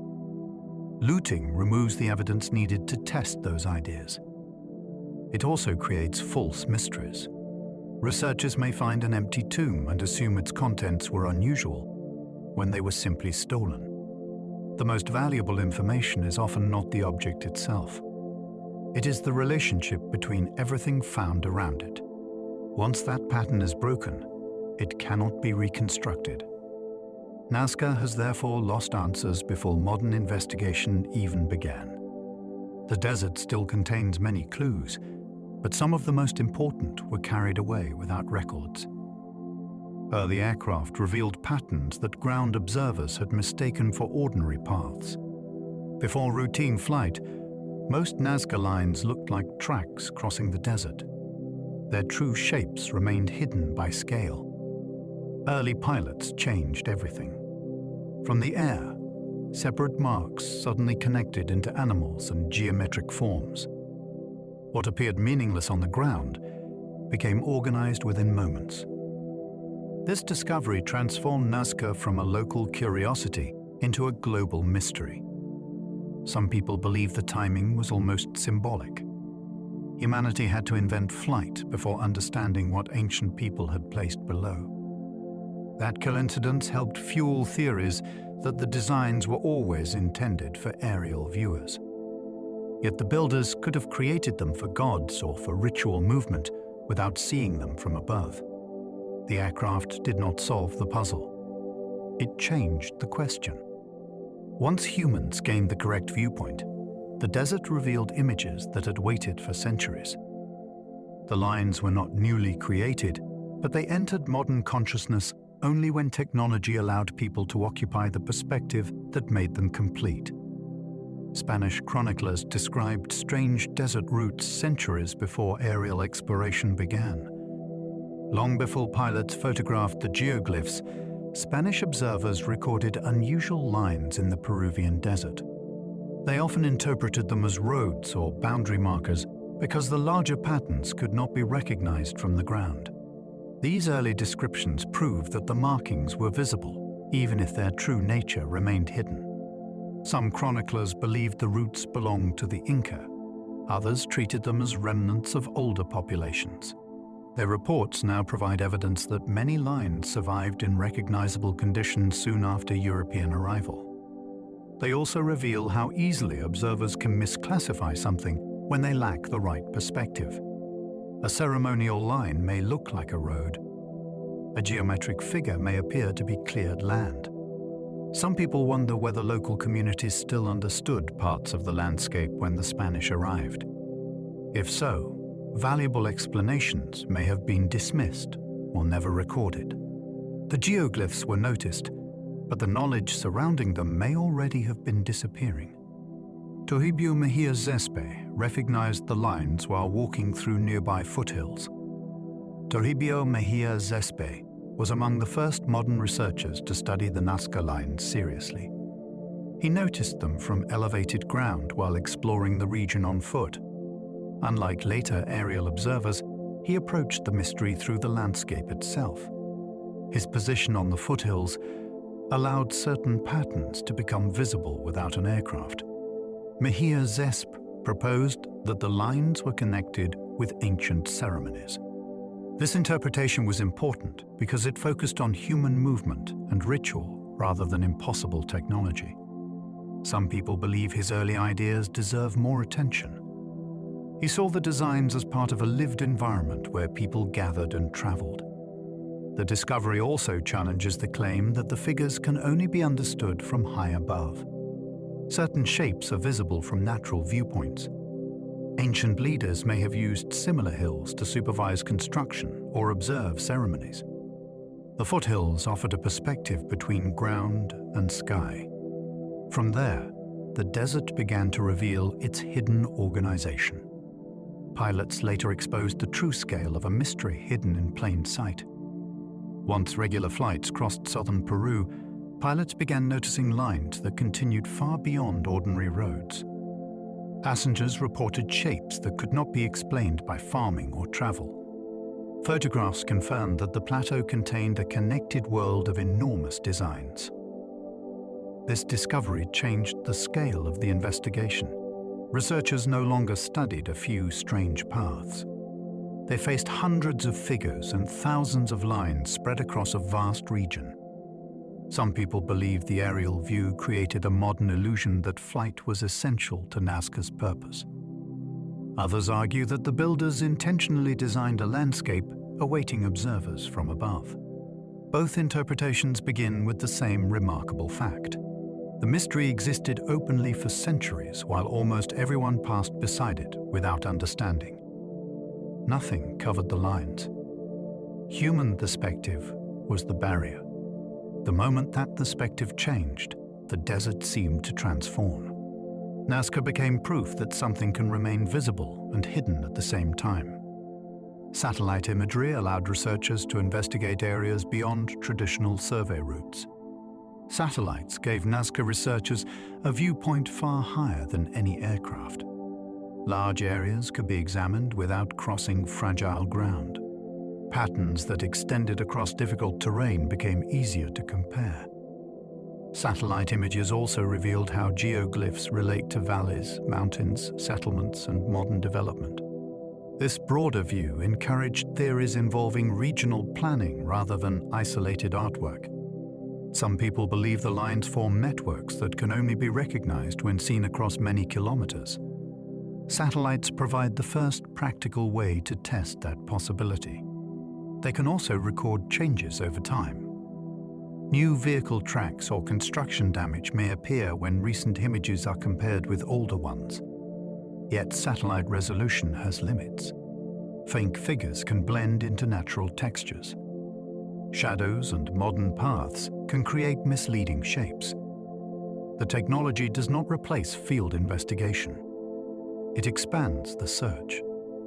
Nazca's ancient builders worked from the ground, but modern understanding increasingly depends on machines orbiting far above it. Drones now reveal faint figures that aircraft photographs repeatedly missed. Drones can fly lower and slower than ordinary aircraft.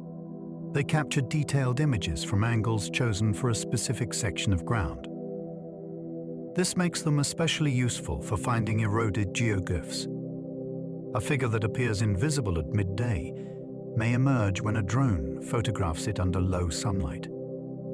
Slight shadows reveal displaced stones and shallow edges. Some discoveries have occurred in areas already photographed many times from planes. The difference lies in precision. Drones can return to the same location and adjust height until the pattern becomes clear.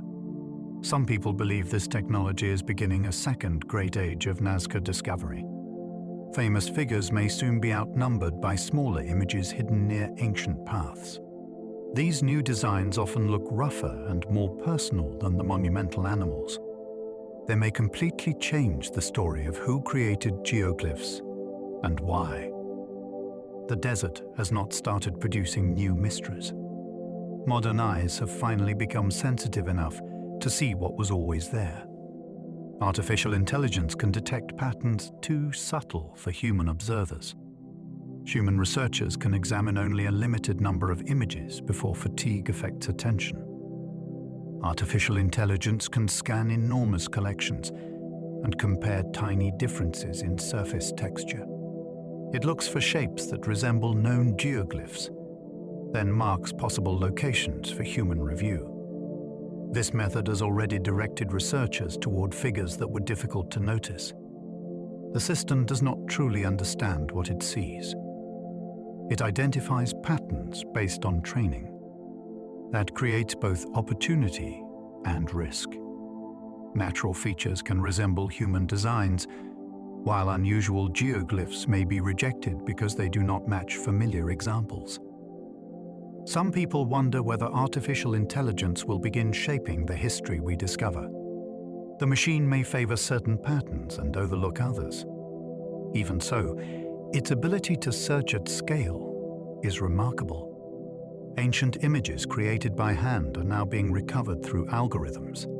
A civilization without writing has left messages that may require one of humanity's newest technologies to locate.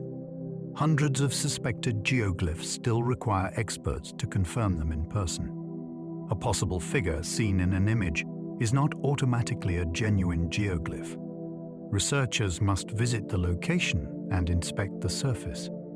They look for stones that were intentionally moved and edges that differ from natural erosion. Pottery fragments or nearby paths may help establish human activity. This process takes time because suspected sites can be remote and fragile. Some shapes disappear when viewed from the ground. Others prove to be modern tracks or natural formations.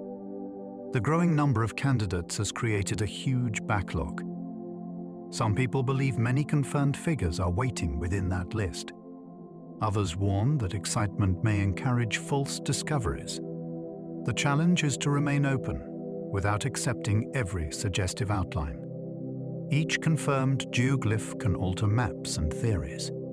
A single unusual scene may reveal a new style or period. Until experts reach every location, Nazca contains a second hidden landscape made of possibilities. The figures may already be known to computers, but not yet accepted by humans. Future discoveries could completely change the accepted purpose of the lines. Most theories about Nazca are based on the figures already documented. That evidence may represent only a fraction of what once existed.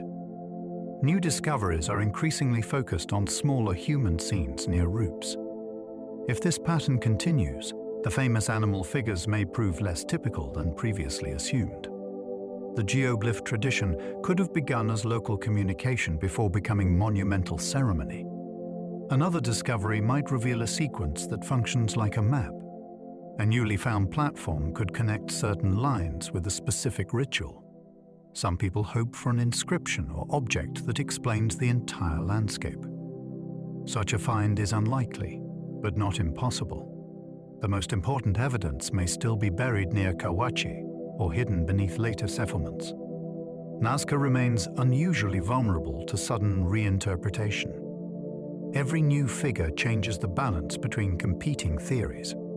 The accepted story is not secure because the evidence is still growing. The desert may be waiting to overturn conclusions that currently seem settled. Smaller figures may record everyday stories rather than grand religious ceremonies. Many newly found geoglyphs lack the polished proportions of the famous Plateau animals. They show humans and creatures in direct scenes that feel immediate. These designs may have been created by smaller groups for local reasons. A family could mark a successful hunt. travelers might record an encounter along a route. A community may commemorate a leader or warn others about danger. Such purposes would bring Nazca closer to ordinary life. Not every image needed to address gods or encode the heavens. Some people believe these figures functioned like visual stories told beside the path. Their meaning was obvious to people who knew the event. Outsiders saw only a strange outline. This possibility explains why many smaller geoglyphs were placed where walkers could encounter them. They were messages for human eyes at close range.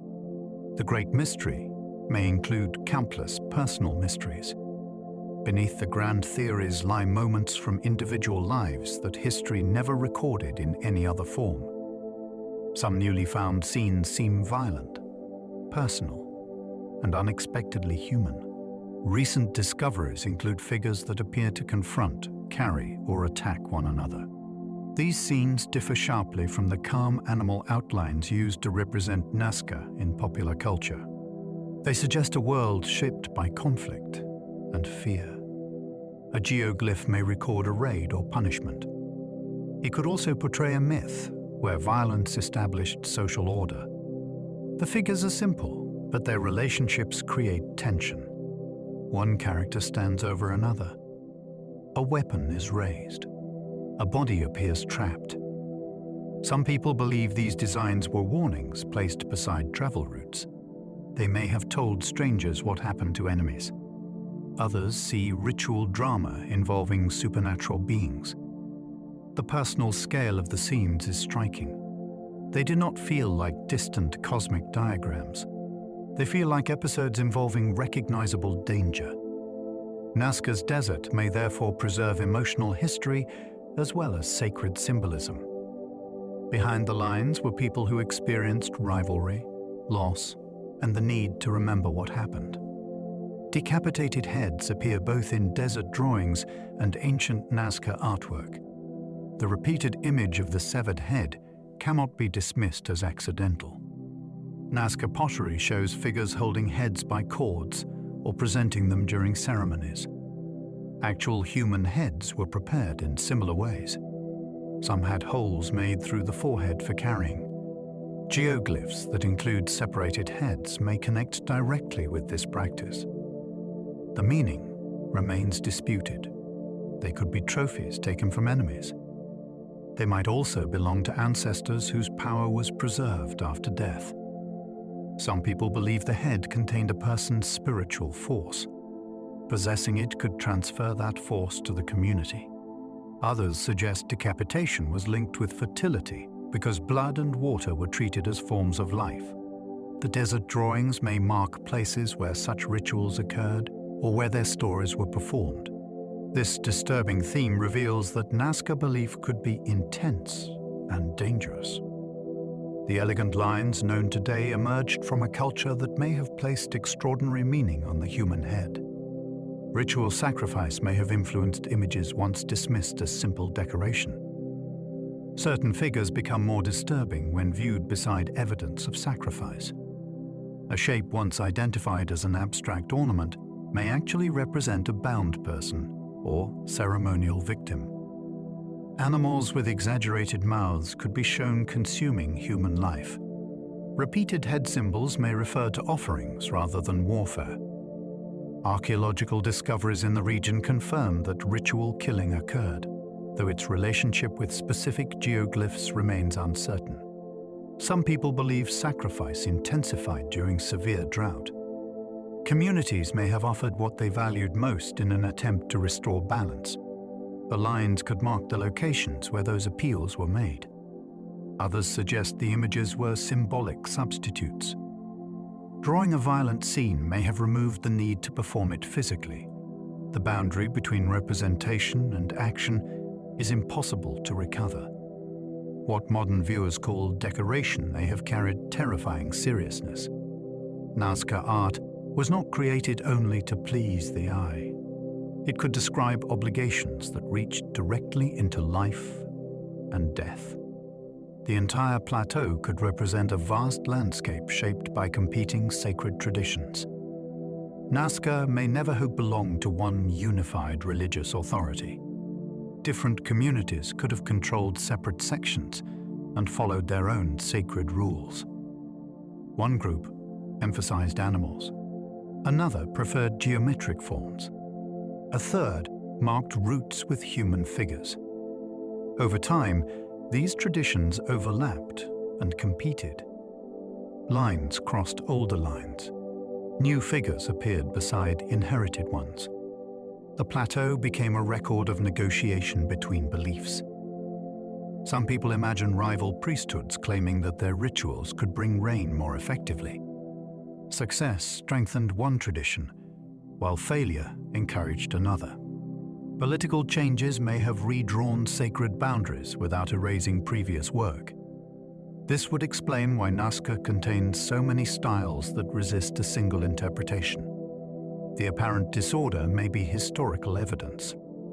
Each contradiction records a different community trying to shape the same desert. Instead of one master plan, the plateau may preserve centuries of competing plans. Its unity exists only because modern viewers place every design under one famous name. Nazca's greatest secret may be that the lines never had one meaning. The desire for one final answer may say more about modern thinking than ancient Nazca. We want the lines to be a calendar, a map, a ritual center, or a signal. The builders may never have made that choice. A figure could represent an ancestor while marking a route. A geometric form might organize a ceremony and point toward a seasonal event. Later generations could reuse the same design for entirely different reasons, meaning accumulated instead of remaining fixed. Some people believe this possibility weakens the mystery because it offers no dramatic solution. In reality, it may make Nazca far more extraordinary. The plateau could contain centuries of changing thought preserved within one landscape. Every theory may be partly correct and still incomplete. The lines do not need one hidden code. They may contain many codes created by people who understood how belief, survival, and identity could occupy the same ground. The final mystery is not choosing one answer. It is accepting how many answers may have existed. As we come to the end of our journey across the Nazca Desert, the lines remain just as mysterious as when we first found them. We have followed immense pathways across barren ground and looked down upon animals that no ancient builder could ever see in full. We have explored hidden water, sacred mountains, celestial alignments, forgotten ceremonies, and unsettling figures that seem to belong to stories now completely lost. Some explanations remain practical. Others lead into stranger territory. The lines may have guided pilgrims, carried prayers for rain, or preserved the identity of ancient communities. They may have marked the movements of the sky. Or perhaps they were created for an audience that people believed was watching from somewhere above. Even now, new figures continue to appear beneath the dust. Modern machines search the desert for shapes that human eyes have missed. Yet every discovery seems to deepen the mystery rather than solve it. And perhaps that is what makes Nazca so fascinating. The desert still holds its silence. The builders are gone. Their voices have faded. But the enormous designs remain. If you enjoyed this journey, you can like the video, subscribe, or leave a thought below. It helps other curious minds discover these mysteries too. And if you happen to still be awake, another strange journey is waiting for you on the screen. But for now, let the desert begin to disappear from your thoughts. Allow the distant lines to fade into the darkness. Let your shoulders soften and feel your breathing become slower. There is nothing left to solve tonight. The unanswered questions can remain where they are, resting beneath the open sky. Your mind does not need to follow them any further. So settle into the stillness. Let the day loosen its hold and allow sleep to arrive in its own time. Sleep well, and good night.